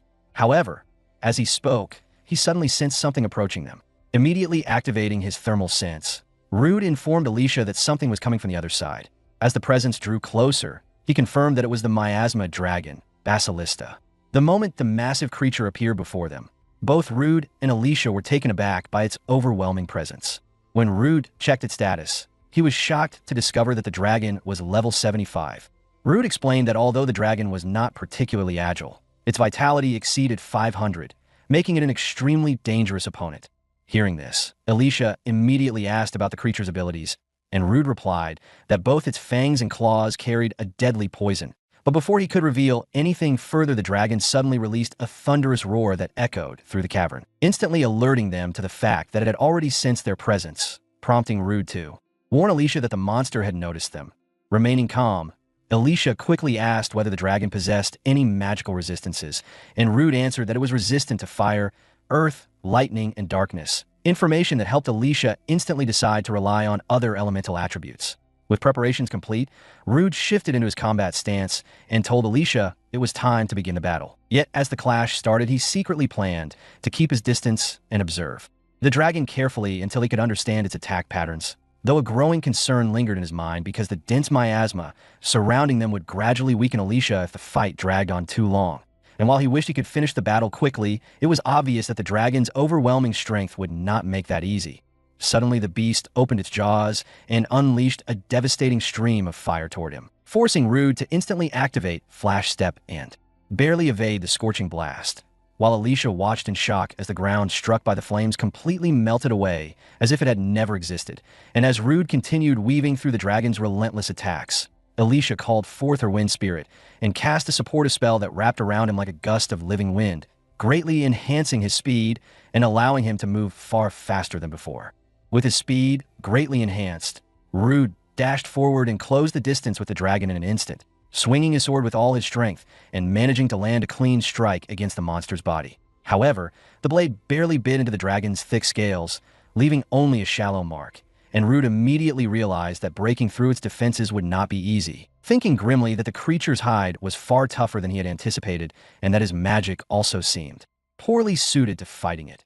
Realizing brute force alone would not work, he called out to Alicia, who quickly responded by directing her spirit magic toward the dragon.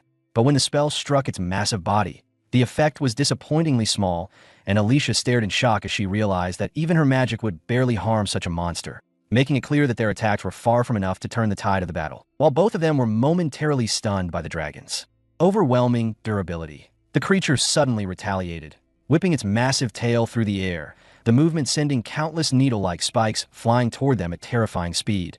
Reacting instantly, Rude reinforced his body while Alicia raised a magical shield, the two of them barely managing to deflect the deadly barrage as the sharp needles clattered against their defenses.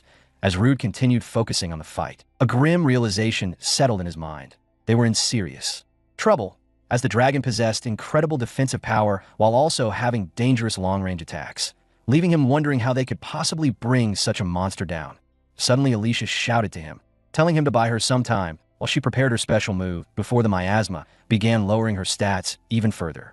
Without hesitation, Rude acknowledged her request and shifted his attention entirely toward holding the dragon back, doing everything he could to create the time she needed while Alicia began gathering her magic. As she concentrated on charging the spell, Alicia could not ignore the uneasy thought that she had left herself completely vulnerable, placing all her trust in Rude to keep the dragon at bay and protect them both until her attack was ready. At that moment, Alicia realized that while she prepared her spell, Rude had been forced to handle most of the defense alone, and she felt she had to make up for that while she remained vulnerable. Determined to make the chance count, she decided to pour all of her remaining magic into a single powerful attack. Calling forth all of her spirits, Salam, Urdial, Nomia, and Wakin, she gathered their strength and focused it into the spell she was preparing. The dragon sensed the overwhelming power forming around her and quickly recognized the threat, immediately shifting its attention toward Alicia. Without hesitation, it cast the spell Principles of Darkness, sending a powerful wave of dark magic toward her. At that moment, Rude stepped forward and intercepted the attack, absorbing the dragon's magic energy before it could reach Alicia. Seeing him directly in the path of the attack, Alicia shouted for him to move out of the way. As Rude shifted aside, Alicia released her spell, Spirit's Quintet, and the attack flew forward and struck the dragon with full force. When the smoke from the impact cleared, Alicia saw that the dragon was still standing, though it was badly wounded. She admitted that in the past, she would have been able to defeat such a creature with a single spell, but now she was still too weak since she had not fully recovered her strength. At that moment, Rude walked up and placed his hands on Alicia's shoulders, using his substitute skill to absorb the miasma from her body. He told her it had been a great shot and reassured her that she had done well, adding that now it was his turn to face the dragon. The dragon, bloodied and battered, glared at them while Alicia apologized to Rude for making him use substitute on her, explaining that she had spent nearly all of her magic power on that last attack. Rude reassured Alicia that everything was fine and told her to focus on using the last of her magic to protect herself. He calmly added that from this point on, she could leave the rest of the fight to him. Still worried, Alicia urged Rude to be careful. Just then, the dragon released a thunderous roar that echoed through the area, but Rude immediately answered by activating his own roar skill. Mimicking the dragon's roar with startling accuracy, he caught the creature off guard with the unexpected response. The sudden counter left the dragon momentarily surprised, creating an opening. Without wasting the chance, Rude rushed straight toward the dragon. As he charged forward, he began to notice something unusual within his body. The dark magic he had absorbed earlier seemed to have flooded him with an enormous amount of mana. In that moment, Rude could clearly feel his magic power surging and overflowing inside him. In that moment, Rude swung his sword with full force and landed a heavy slash on the dragon's arm, noticing that one of its scales had cracked and begun to fall away from the impact. The sight filled him with excitement, as it meant the creature's defenses were not completely impenetrable and that cutting through them would now be easier. Encouraged by this discovery, he continued pressing the attack, delivering a series of stronger and more aggressive strikes as the battle continued. However, before long he began to realize that his sword, Graham, was losing some of its effectiveness as the mana it had previously absorbed slowly faded away. Sensing that his attacks were weakening, the dragon suddenly released a thunderous roar before activating its skill, Miasma Wave, sending a massive surge of miasma directly toward Rude. The attack slammed into him with tremendous force and blasted him backward through the air. Although the poisonous effects of the miasma had no effect on him, Rude still felt the full physical impact of the attack, making him realize that while he could resist the miasma itself, he was still vulnerable to the sheer power behind it. As he was processing this realization, the dragon swung its tail violently, firing a storm of needle-like projectiles straight toward him. Seeing that he could not dodge the barrage normally, Rude quickly activated his skill flash step to escape. However, just as he attempted to reposition himself, the dragon had already predicted where he would appear and moved to intercept him. Appearing directly in front of him, the dragon struck Rude with a powerful blow. Rude immediately activated his skill steel body to reinforce himself, but the defense was still not enough to fully withstand the attack, and the impact sent him flying backward once again. As he regained his footing, Rude realized that the dragon had accurately calculated the range of his flash step and used that knowledge against him, leaving him momentarily impressed by the monster's frightening level of intelligence and adaptability. The dragon slowly advanced toward Rude, its massive body drawing closer with every step.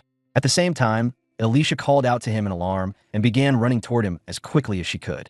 Meanwhile, Rude remained on the ground, and his mind briefly drifted back to a past battle when he had nearly lost his life while fighting a minotaur. As the memory surfaced, his expression changed.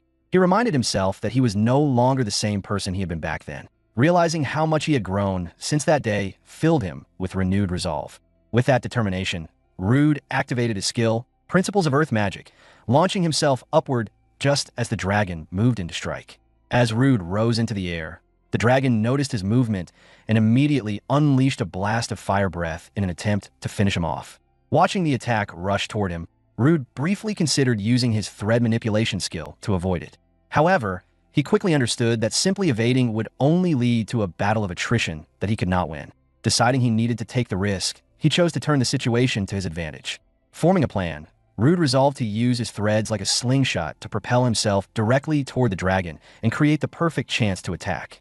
In an instant, he activated his thread manipulation and launched himself forward at full speed straight toward the dragon. Even as the dragon's fire breath surged toward him, Rude did not attempt to dodge. Instead, he charged directly through the attack. In that critical moment, he swung his sword with all his strength, cutting through the flames as he closed the distance with his opponent. As Rude pushed through the dragon's fiery breath, he realized that although he could not completely block the intense heat, he was still able to absorb the mana contained within the flames. In that moment, he understood that if his fire resistance allowed him to endure the burning heat long enough, he could channel his own mana into his sword and combine it with the power Graham had already absorbed, releasing everything in a single decisive strike against the dragon.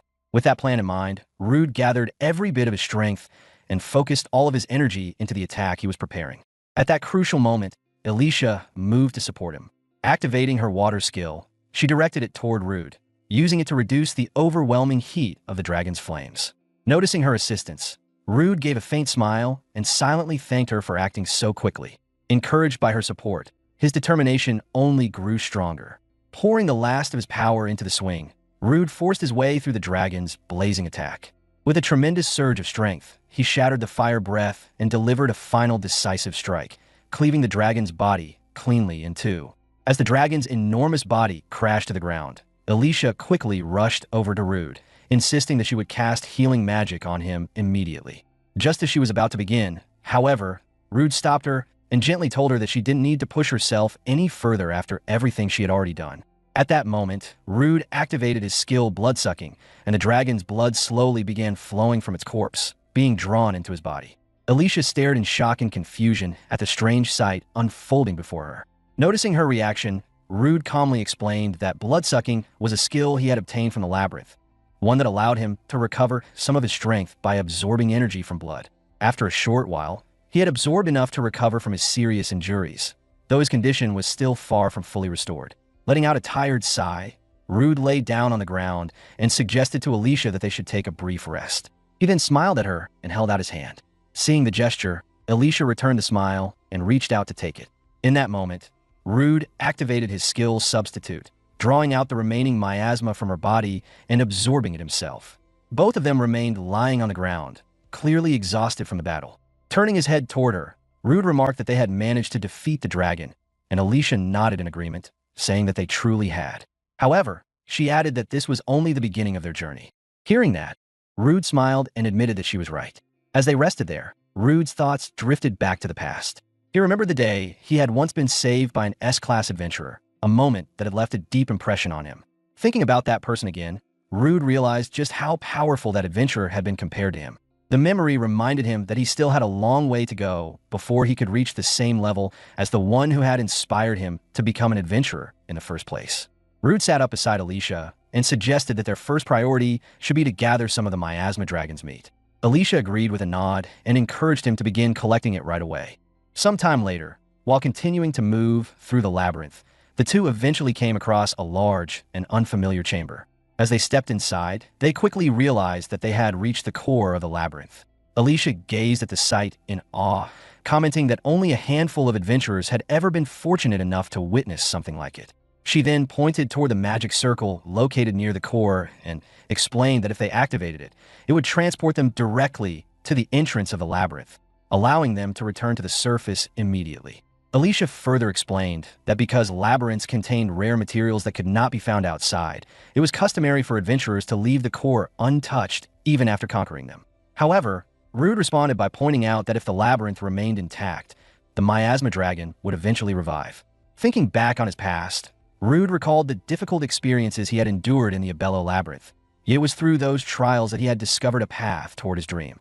With that thought, he drew his sword and expressed his gratitude to the Yahello labyrinth for the lessons it had given him. With firm resolve, he thrust his blade into the labyrinth's core, bringing its existence to an end. Meanwhile, at the Adventurers Guild, Langkars asked one of his subordinates if there had been any updates regarding Rude and his party who had entered the labyrinth. The subordinate replied with regret that there was still no news about their situation. After hearing the report, Langkars quietly reflected that he was already aware of Rude's nickname, the Miasma Scavenger. In the world of adventurers, strength meant everything.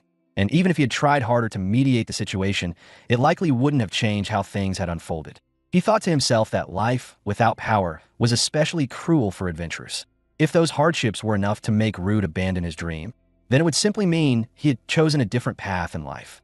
While Langkars was still lost in these thoughts, one of his subordinates suddenly burst through the door. The man looked both panicked and excited, his expression mixed with urgency and a wide smile. He hurriedly reported that Rude and Alicia had returned after using the teleportation circle inside the labyrinth. The man also announced that the two of them had successfully defeated the Miasma Dragon and destroyed the dungeon core, effectively conquering the entire dungeon. As soon as the news spread, the guild erupted into cheers and excitement. Langkars, still stunned, thought to himself that he could hardly believe those two had actually managed to conquer the labyrinth. He also admitted that he had never imagined Rude, of all people, would end up being the one to save the city. One of the nearby adventurers then suggested that they should go and welcome Rude and Alicia properly. Not long after, the two finally arrived at the Adventurers Guild, where they were greeted enthusiastically and welcomed with open arms. Meanwhile, in the city of Golar near Bologna, the local lord reacted with fury when he learned that the Yahello labyrinth had been conquered. What angered him even more was the fact that Bologna already possessed several labyrinths and had now successfully cleared yet another one. After hearing the news, the Lord of Golar turned to one of his subordinates and stated that their plan to take control of the new labyrinth had been completely ruined. However, the subordinate calmly responded that the situation could actually work in their favor. He explained that Bologna could not deny Golar's legitimate claim to the newly discovered labyrinth, and because of that, its destruction was preferable to letting Bologna gain control over it. The subordinate continued by suggesting that if they presented the matter carefully, Golar could use the situation to challenge Bologna and demand compensation for the profits they would have gained from the labyrinth. After thinking it over, the Lord of Golar slowly nodded, agreeing that this strategy would likely prove far more profitable than attempting to claim the labyrinth by force and risking the lives of their adventurers. He also remarked that if matters unfolded that way, Bologna's Adventurers Guild would certainly not remain silent. The subordinate responded with a faint, unsettling smile and said that this reaction was exactly what they were hoping for. He then added that they would soon show Langkars and his people just how superior they truly were. Meanwhile, sometime later, Rude and Alicia were sitting in a quiet forest beside a small fire, preparing to cook the Miasma Dragon's meat they had collected.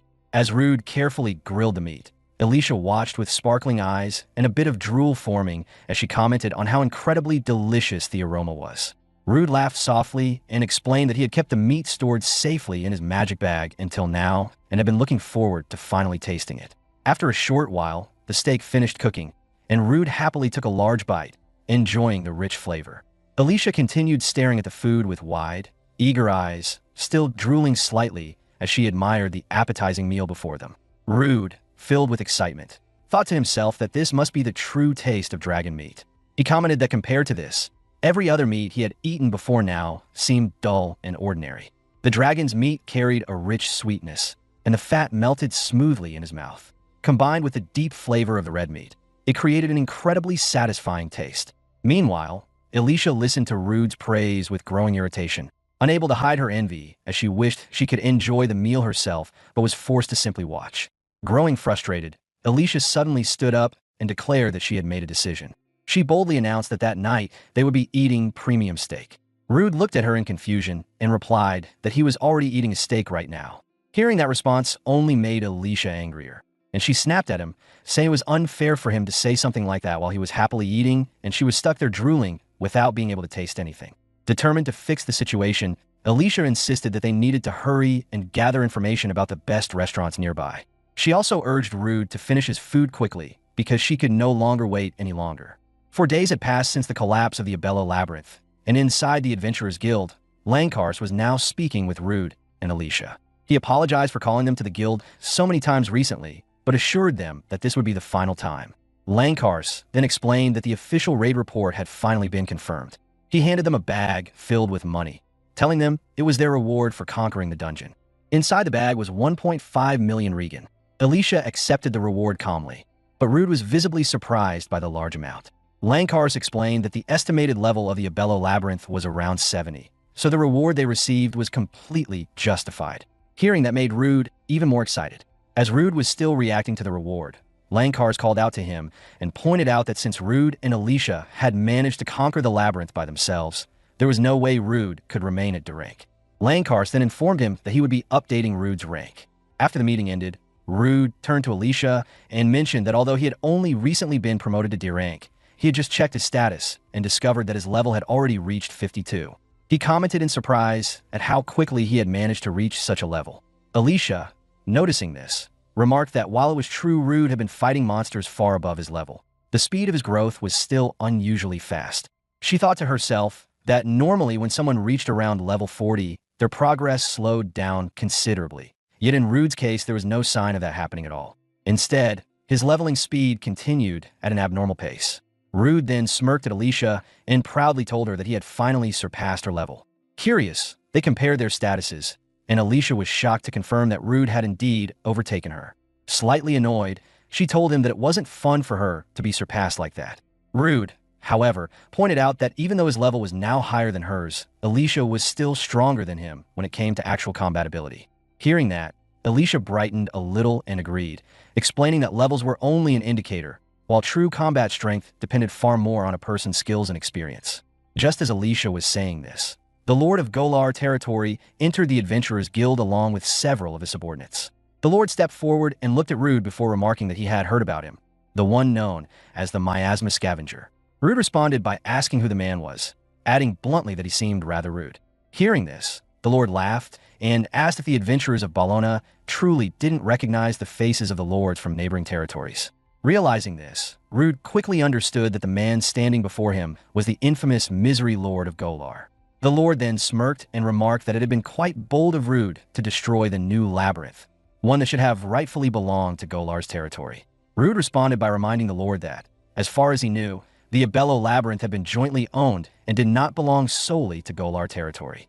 However, the Lord quickly interrupted him, claiming that although the labyrinth stood on the border between Ballona and Golar, the people of Ballona had selfishly shut Golar out by insisting that something unusual was happening inside. The Lord of Golar continued, accusing Ballona of allowing the situation to spiral out of control, which had led to a flood of monsters and ultimately the destruction of the labyrinth. Because of that, he argued, the profits that Golar should have received from the labyrinth had been lost, and the surrounding areas had also suffered damage from the monsters that had appeared. He then demanded to know how Rude intended to compensate for those losses. Before Rude could respond, Alicia stepped forward and calmly interrupted, telling the Lord that such matters should be discussed between the appropriate guild representatives rather than with adventurers. She also pointed out that, to her knowledge, there had been no confirmed reports of monsters invading Golar's territory, and that the adventurers of Ballona had already handled the situation themselves. With a polite but sharp smile, she then asked who had given someone who had done nothing the authority to complain about it.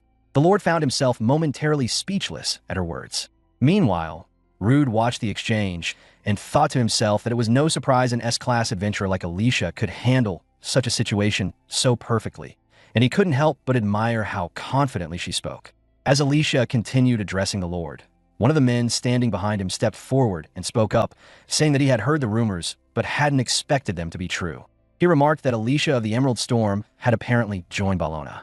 Then, with a cold tone, he added that since someone like Alicia should have been weakened by the curse of the Abyssal Labyrinth, it wasn't surprising that she had ended up in a place like Ballona.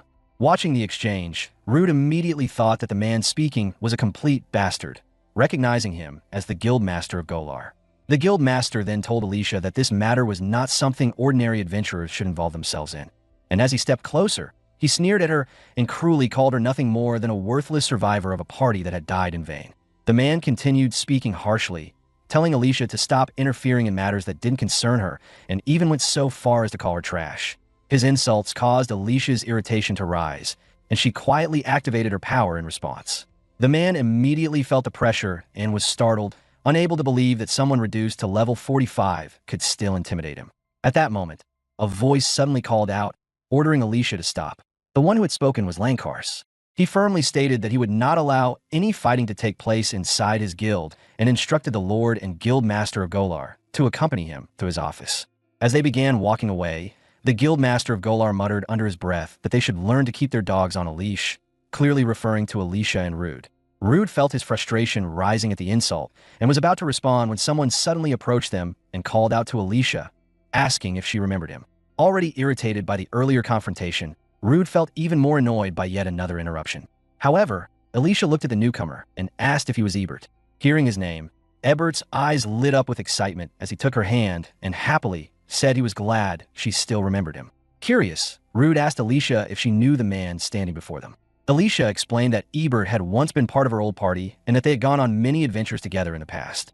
Ebert then added enthusiastically that back then he had greatly admired the Azure Trails party that Alicia belonged to.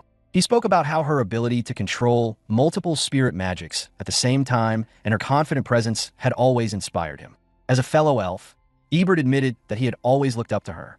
Ebert looked at Alicia with a sorrowful expression and told her that he knew how much she must have suffered because of the tragedy that occurred in the Abyssal Labyrinth. He explained that learning about what had happened was the reason he had come all the way to Bologna. Then, suddenly brightening, Ebert smiled and asked Alicia if she would consider joining his party. Alicia seemed confused by the sudden proposal and remained silent for a moment, while Rude stood beside her looking clearly irritated by what he had just heard. After a brief pause, Alicia thanked Ebert for the offer, but calmly explained that she had already formed a new party. She then introduced Rude to him as her current party member. Rude, still annoyed but trying to remain polite, introduced himself to Ebert and said it was nice to meet him. However, when Rude extended his hand for a handshake, Ebert casually slapped it aside and ignored him completely. The gesture instantly angered Rude, but Ebert paid him no attention and instead turned his focus back to Alicia. Taking hold of her hand, he mentioned that he had heard about the incident in the Abyssal Labyrinth and about the curse that had weakened her. Ebert then remarked that he never expected someone as capable as Alicia, once an S-rank adventurer, to end up in a situation where she had to team up with someone known as a miasma scavenger. Hearing this only made Rude's anger grow. Smiling confidently, Ebert continued speaking, suggesting that if Alicia joined his party instead, they would surely be able to make proper use of her talents and experience. Before he could continue, however, Alicia quickly pulled her hand away from him and, with a firm voice, told Ebert to stop speaking about things he clearly didn't understand. Alicia looked at Ebert with firm resolve and told him that she had chosen to form a party with Rude of her own will, and that insulting Rude was no different from insulting her. She thanked Ebert for his concern, but assured him that the curse within her body had already been removed. Hearing this, Ebert was stunned and struggled to believe her words. He reminded Alicia that the curse she had received came from the S-rank Abyssal Labyrinth, and that it had been inflicted by the floor owner itself. Alicia simply smiled and replied that she had encountered a stroke of good fortune, and with that brief explanation, she and Rude turned and walked away, leaving Ebert standing there. Still deep in thought, Ebert wondered how Alicia could have possibly freed herself from such a powerful curse. Meanwhile, as they walked away, Rude thanked Alicia for standing up for him, and she advised him to keep his abilities secret since revealing them would only bring unnecessary trouble. Continuing forward, Alicia called back to Ebert and mentioned that they were on their way to update their ranks. She added that Rude would no longer remain a D rank and would soon be promoted to C rank. Hearing this left Ebert unsettled. He had spent all this time thinking about Alicia, yet she had chosen to stand beside Rude instead. At that moment, anger began to rise within him as he convinced himself that Rude must somehow be manipulating her, because he simply could not believe that Alicia would willingly choose to follow someone like him. Ebert, lost in thought, found it hard to believe that a mere D-rank adventurer would even dare to attempt defeating something like a miasma dragon. However, he began to consider that the situation might be different if Alicia's curse had truly been lifted. In that moment, Ebert convinced himself that it must have been Alicia who defeated the miasma dragon, while Rude had simply taken the credit for her accomplishment. As this idea settled in his mind, a dangerous aura began to emanate from him as his anger steadily grew. Noticing this, Rude quietly mentioned to Alicia that Ebert had been glaring at him rather intensely. Alicia responded by explaining that elves were a very proud race, and that many of them became increasingly prejudiced as time passed due to their long lifespans. Hearing that, Rude asked Alicia if she, being an elf as well, was also one of those who possessed such pride and prejudice. Alicia smiled brightly at his question and confidently replied that she was a very humble, understanding, cute, strong, and charming elf. From her answer alone, Rude quickly realized that she was actually quite prideful. The two of them then walked toward the receptionist's desk, where the receptionist greeted them warmly. She mentioned that the guild master had already informed her about their accomplishments and handed Rude the document for his rank change, explaining that such a promotion was extremely rare. Rude accepted the paper and looked it over, only to be shocked when he saw that he had been promoted directly to B rank, skipping C rank entirely. Overjoyed by the news, Rude felt a surge of pride, and Alicia happily shared in his excitement. The receptionist added that this special promotion reflected just how dangerous and difficult the Yahello new labyrinth quest had truly been. The receptionist informed Rude that they had also received a report from the adventurers in the village he and Alicia had saved. She explained that his defeat of the Baphomet there had been taken into account when determining his new rank. Even after hearing this, Rude still struggled to believe that he had truly become a B rank adventurer. As he continued trying to process the news, Magnus approached and told him that he should be even happier, adding that the people of the town were deeply grateful for everything he had done for them. Hearing Magnus say this made Rude feel even more joyful. Alicia then stepped in and reminded Rude not to be satisfied with simply reaching B rank. She pointed out that if he wanted to stand on the same level as the S rank adventurer who had inspired him to take this path, he still had a long way to go. Rude smiled at her words, acknowledging that she was right, and accepted the encouragement. Filled with determination, Rude declared that he would continue pushing forward and work even harder to achieve his dream of becoming an S rank adventurer. The people around them joined in, cheering him on and offering their support. However, as the lively mood continued, Ebert suddenly appeared and interrupted the celebration, sternly stating that such foolish behavior could not be overlooked. Rude, already fed up with Ebert's attitude, listened as Ebert went on to explain that the information adventurers could access about dungeons was strictly limited according to their rank, a rule created to protect them. He then criticized Rude, saying that someone who had only gained recognition by following others should never have been granted a B rank. Finally, Ebert ended his remarks by openly insulting the Bologna Guild, calling them nothing more than a group of fools, his voice filled with contempt. As Ebert finished his remark, the adventurers of the Bologna Guild glared at him with clear irritation, angered by the insult he had directed at their guild. The receptionist quickly stepped in, interrupting him and firmly stating that regardless of his personal opinion, promotions up to B rank could be granted at the guild's discretion. Magnus then stepped forward, his expression dark with anger, and warned Ebert to retract his insult toward the Bologna Guild and its adventurers or be prepared to face the consequences. In response, several adventurers in the room moved closer, surrounding Ebert as a show of unity. Ebert, however, remained completely unfazed and let out a faint smile, calling Magnus and the others nothing but fools. Enraged by the insult, Magnus grabbed Ebert by the clothes and prepared to strike, but Ebert reacted instantly, seizing Magnus' hand and effortlessly throwing him to the ground.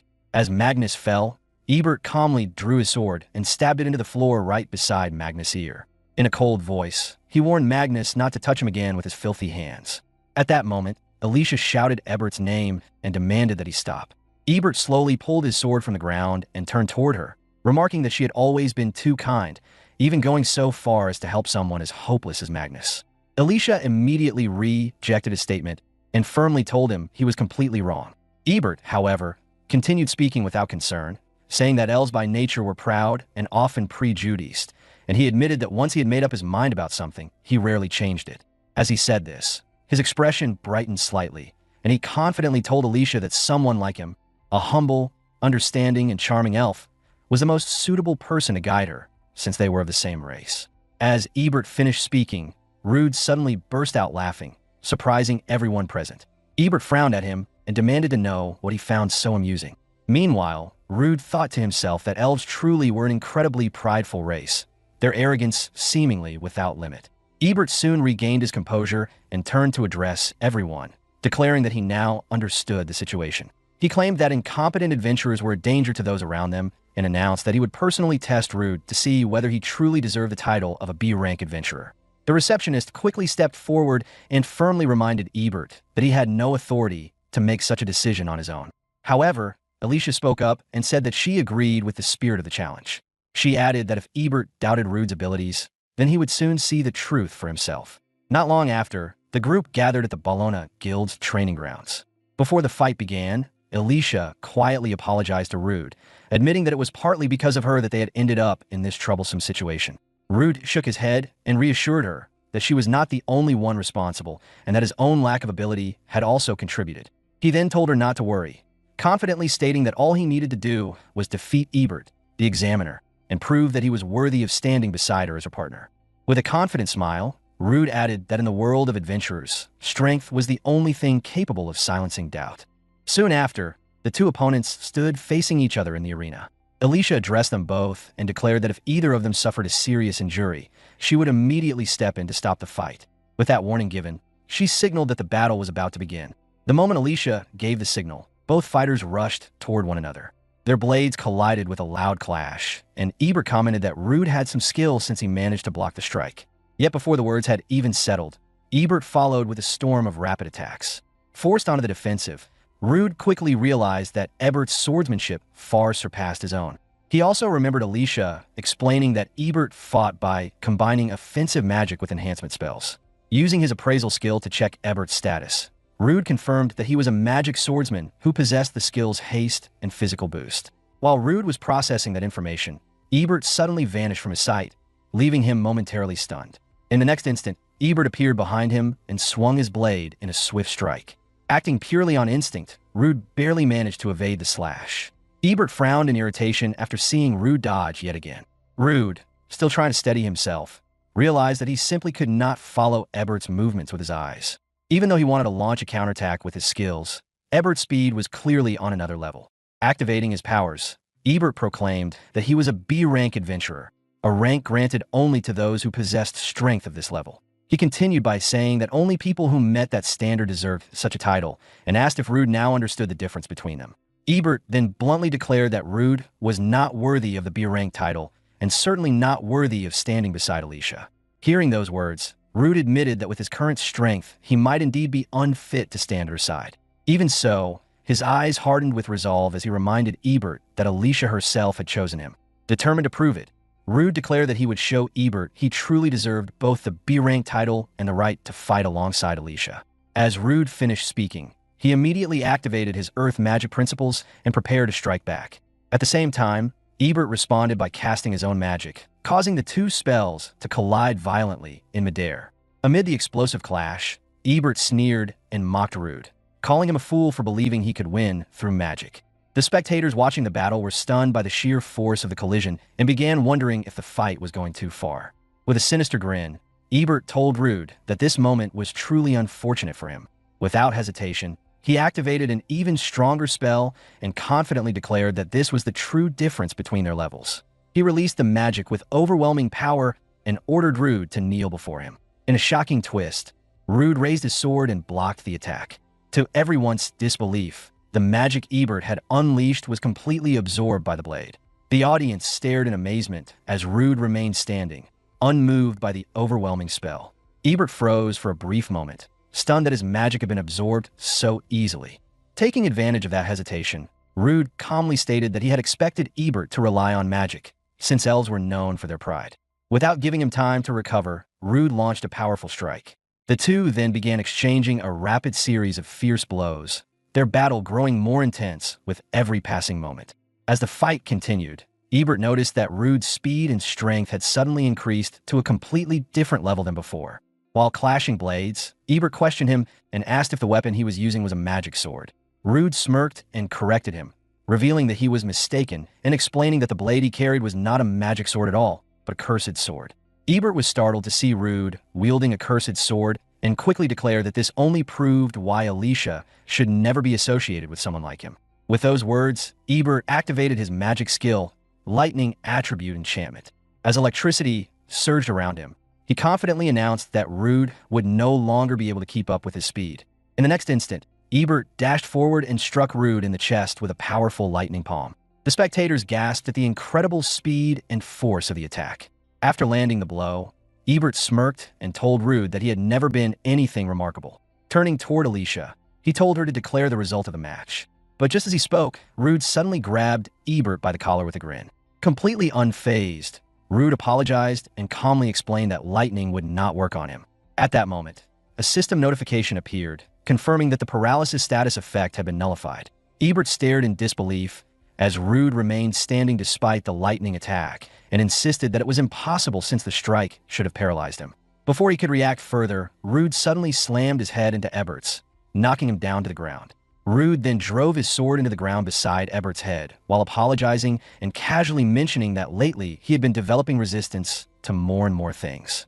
The spectators erupted into cheers at the unexpected outcome, their excitement filling the training grounds as Rude was declared the victor. Meanwhile, inside the guild master's office, Lankar spoke with the Lord of Golar and explained that the feudal lord was currently busy with official duties in the capital, leaving him in charge as deputy. Lankar assured the Lord of Golar that he understood his demands and added that, with his group overseeing the management, they would cooperate fully with the efforts to compensate for the damages suffered by him and his territory. The Lord of Golar angrily raised his voice and told Lankar that what he required was compensation, not empty promises of cooperation. He insisted that a proper sum of money was owed to them due to their rightful ownership of the labyrinth. The Lord further accused Lankar and his group of acting out of greed, claiming they had taken more than their share and would now have to pay the appropriate price for it. Before Lankar could respond, his assistant suddenly rushed into the office, interrupting the tense exchange. She urgently reported that something unusual was occurring at the site of the Yahello new labyrinth, which had previously been confirmed to have completely collapsed. According to her report, the surrounding area was now overflowing with an unprecedented concentration of mana, reaching levels equivalent to B rank. Hearing this news left Lankar stunned, struggling to believe the report he had just received. The assistant continued, explaining that 2 gargoyles were currently guarding the entrance of the labyrinth, preventing anyone from approaching. Lankar then spoke up and remarked that this was clearly not the time to waste energy on petty disputes. The Lord and the Guild Master of Golar immediately grew furious after hearing their argument dismissed as trivial. Nevertheless, Lankar remained focused and declared that they would assemble a subjugation force and head to the Yahello new labyrinth at once to investigate the situation. He then instructed his assistant to immediately summon every adventurer ranked B and above, including Rude. Soon afterward, all of the B rank and higher adventurers gathered inside Lankar's office.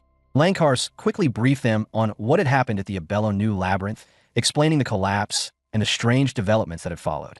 After finishing his explanation, he announced that the labyrinth cycle had officially begun and emphasized that they would depart immediately to subdue the labyrinth and resolve the situation as quickly as possible. Rude asked Alicia what Lankar meant by a labyrinth cycle, and she explained that it was a phenomenon in which a labyrinth evolved into a new form. She added that it was extremely rare and that she had only ever heard of it happening a few times. Alicia continued by saying that this particular situation was even more unusual because the labyrinth had already collapsed, making it the first time she had encountered something like this. She also pointed out that the mana concentration around the labyrinth reaching B rank levels was something that hardly ever happened.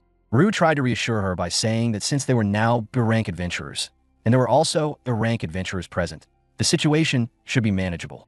However, before he could finish speaking, Ebert interrupted and remarked that it was understandable for someone who had only just reached B rank to think that way. He warned Rude that he was seriously underestimating how dangerous the situation was. Growing irritated by Ebert's constant interruptions, Rude asked him what his problem was. Ebert calmly replied that if the mana concentration around the labyrinth was already at B rank levels, then the mana inside the labyrinth would most likely be at least A rank. He went on to warn that in the worst case, it could even rise to S rank levels. Alicia then added that, based on what she had heard, the labyrinth was currently evolving like a chrysalis. Once this chrysalis hatched, the surface would be flooded with mana, and since both Golar and Bologna were located nearby, the potential for catastrophic damage was extremely high. As Rude carefully considered what they had said, Lankar stepped in and told him not to worry too much. He reassured Rude that labyrinth cycles were incredibly rare, and because so few cases had ever been recorded, many aspects of them were still unknown, meaning that it was entirely possible their fears might prove unnecessary. Lankar then told Rude and Alicia that since they were the ones who had originally cleared the dungeon, he would be counting on them to guide everyone through the current situation. Both of them accepted his request without hesitation. A short while later, the group of adventurers arrived in front of the labyrinth, where 2 gargoyles stood guarding the entrance. Rude immediately used his appraisal skill on them and discovered that they were level 50, possessing extremely high stats along with several powerful skills. After checking their status, Rude told Alicia that the gargoyles appeared to be slightly stronger than the rolling beetles they had faced before. However, just as he finished speaking, one of the nearby adventurers accidentally made a noise. The gargoyles instantly reacted and rushed toward the group. One of them opened its mouth and unleashed a skill called Petrifying Breath aimed directly at the adventurers. Reacting quickly, Alicia cast a spell and used her magic to counter the attack. The adventurers watching were impressed by her swift response and magical power. Yet as Alicia completed her defense, the second gargoyle suddenly charged straight at her. At that critical moment, Lankar stepped in and struck the creature with a powerful blow. At the same time, the other gargoyle lunged toward Lankar, but the guild master of Golar moved forward and effortlessly cut the monster in half. Witnessing the display of strength, Rude, Alicia, and the other adventurers were left stunned by the power of the two guild masters. Lankars then turned back to the group and urged everyone to hurry and advance into the labyrinth. Rude walked over to the fallen gargoyle and thought to himself that it actually looked like it might be edible. Quietly, he activated his principles of fire magic and used it on the corpse, but the guild master of Golar noticed what he was doing and questioned him about it. Rude calmly replied that gargoyles possessed regenerative abilities and that he had merely finished it off to make sure it wouldn't revive. As the guild master turned and walked away, Rude quickly slipped a piece of the meat into his bag without anyone noticing. As the group continued deeper into the labyrinth, one of the adventurers commented that the miasma felt weaker than before, while another wondered if the dungeon itself had changed in nature. Rude pointed out that although the overall layout and shape of the dungeon seemed mostly the same, things might still be very different as they moved deeper inside. Alicia agreed with him and reminded everyone to remain cautious, warning that there was no way to predict what dangers might appear further ahead.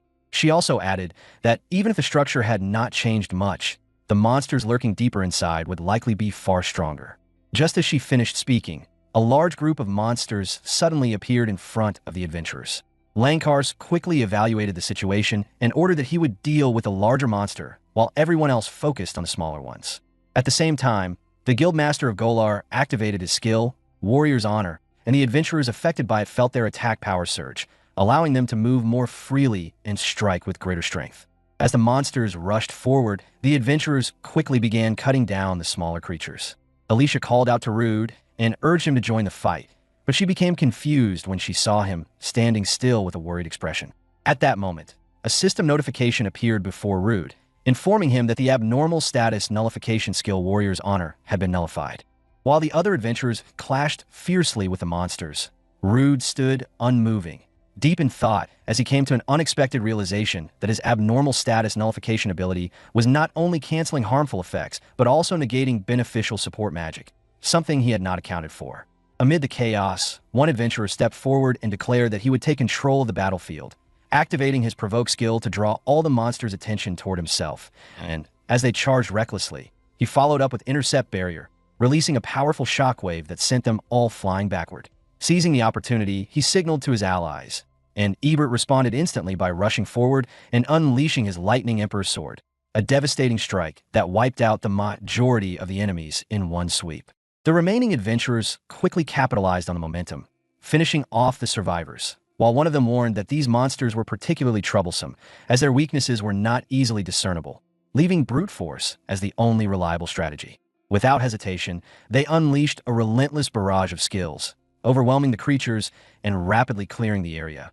But just as they began to gain control, the adventurer, maintaining provoke, shouted that his skill was about to wear off, urging everyone to remain cautious. In that critical moment, a monster burst out from beneath the ground, catching him completely off guard as it seized him in its grasp, poised to deliver a killing strike. But before it could act, its head was cleanly severed by the others, who reacted just in time to save him. Left shaken but alive, the adventurer exhaled in relief and expressed his gratitude, fully aware of how close he had come to death. Rude watched the other adventurers closely, recognizing not only their overwhelming strength, but also the seamless coordination that bound them together, making it difficult to believe they had assembled only moments ago. A quiet frustration settled within him as he realized he had contributed nothing to the battle, leaving him standing on the sidelines. His attention sharpened when he noticed something writhing out from the monster's body, and it quickly became clear that parasites were spilling forth in disturbing numbers. Acting on instinct, he invoked his principles of earth magic and hurled an attack toward the creature, only to freeze in disbelief as the monster absorbed the assault completely, causing his magic to dissipate as if it had never existed. Shocked but determined, he activated his appraisal skill and uncovered the monster's ability, Earth Removal, a power capable of nullifying anything formed from rock or soil. Before he could react further, the Guild Master of Golar appeared and ended the threat in an instant, cleanly severing the monster's head with a decisive strike. The man then turned his attention to Rude, making it clear that parasitic creatures like this were best handled through immediate decapitation, while also criticizing his reckless use of earth magic against an enemy born from the ground. He further revealed that Rude had unknowingly nullified the Warrior's Honor enchantment placed upon the group, a mistake that only deepened Rude's disappointment in himself. The realization struck hard as he acknowledged his lack of experience in coordinated combat, leaving him unable to even benefit from the support of his allies, and he began to see himself as nothing more than a burden dragging the group down. As these thoughts weighed heavily on him, Ebert drew attention to his struggle, reinforcing the importance of teamwork against formidable foes and diminishing Rude's earlier victory by reducing him to the level of a mere miasma scavenger, ultimately implying that he had no place among them. While this unfolded, Rude caught sight of Alicia standing just behind Ebert, her gaze sharp and filled with anger at the harsh judgment being directed his way. In the midst of the chaos, a massive explosion tore through the battlefield, hurling Lankars violently across the ground as the force of the blast rippled outward. An adventurer hurried to his side in concern, but Lankars remained composed, shifting the focus away from himself and urging everyone to pay attention to the true threat unfolding before them. He revealed that the monsters were beginning to infest the corpses of their fallen allies, taking them over one after another in a horrifying display. Worse still, these parasites were not only restoring the monsters' wounds, but amplifying their strength at an alarming rate, turning the tide of battle with each passing moment. Despite the grim situation, the Guild Master of Golar maintained a calm perspective, recognizing that there was at least one advantage in that the enemy would ultimately converge into a single body. He prepared to step in and assist Lankars, but in that very instant, a sharp sensation struck the back of his ear, causing him to freeze as realization dawned. The source was a tiny, nearly unnoticed creature, and in that moment he grasped the true nature of the threat, understanding that these small monsters were designed to inject a petrifying poison into their targets.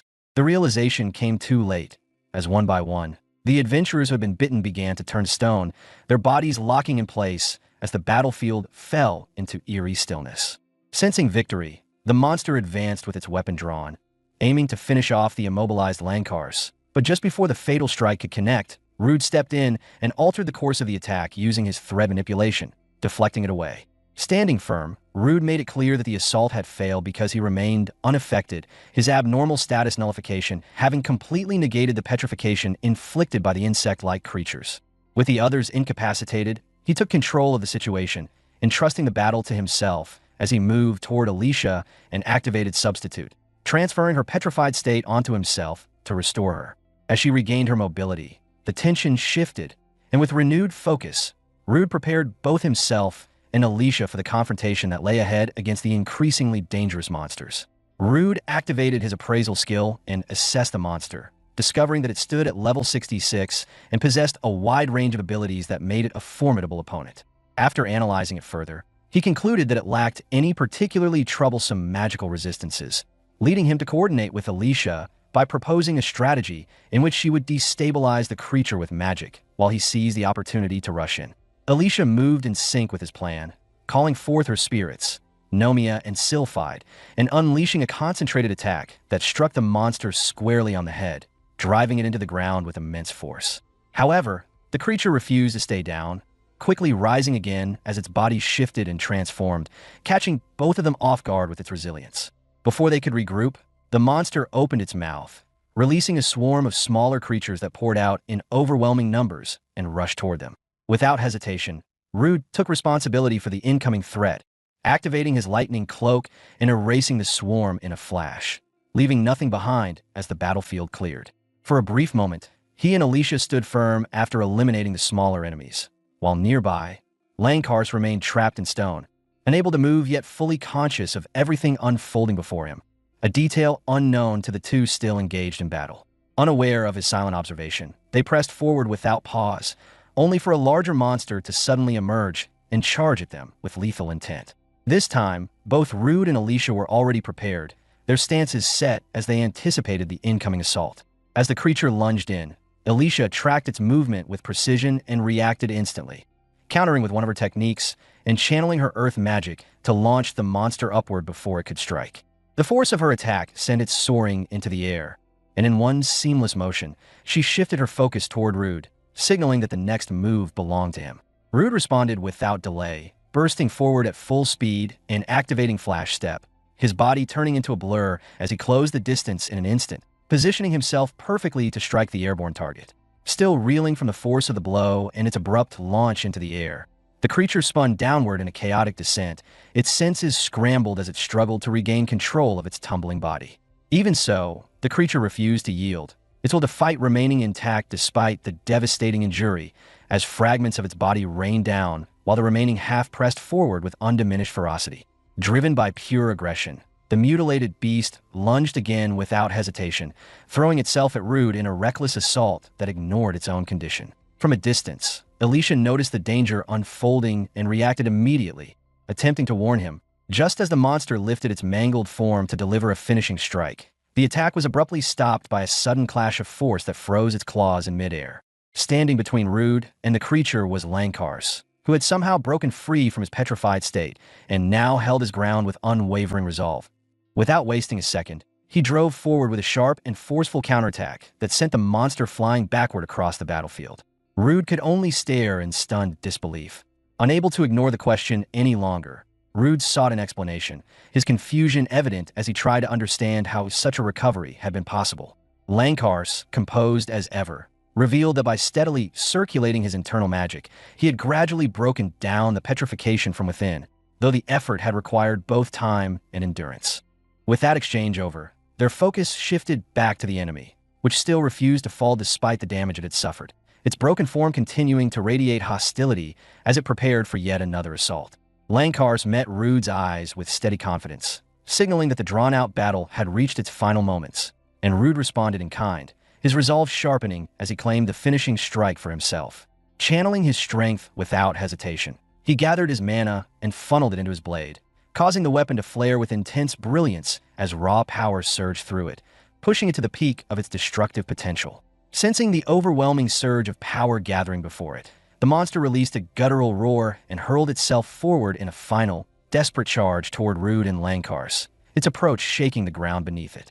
Rude remained unmoving, his gaze fixed sharply on the incoming threat, and at the precise moment the creature's claws neared him, his focus sharpened to its peak. In one seamless motion, he unleashed a decisive swing, channeling the full extent of his mana through his blade as it cut through the air with lethal precision. The strike connected flawlessly, cleaving the monster into two halves in an instant. Its massive form split cleanly as the momentum carried both pieces forward before they collapsed lifelessly onto the ground.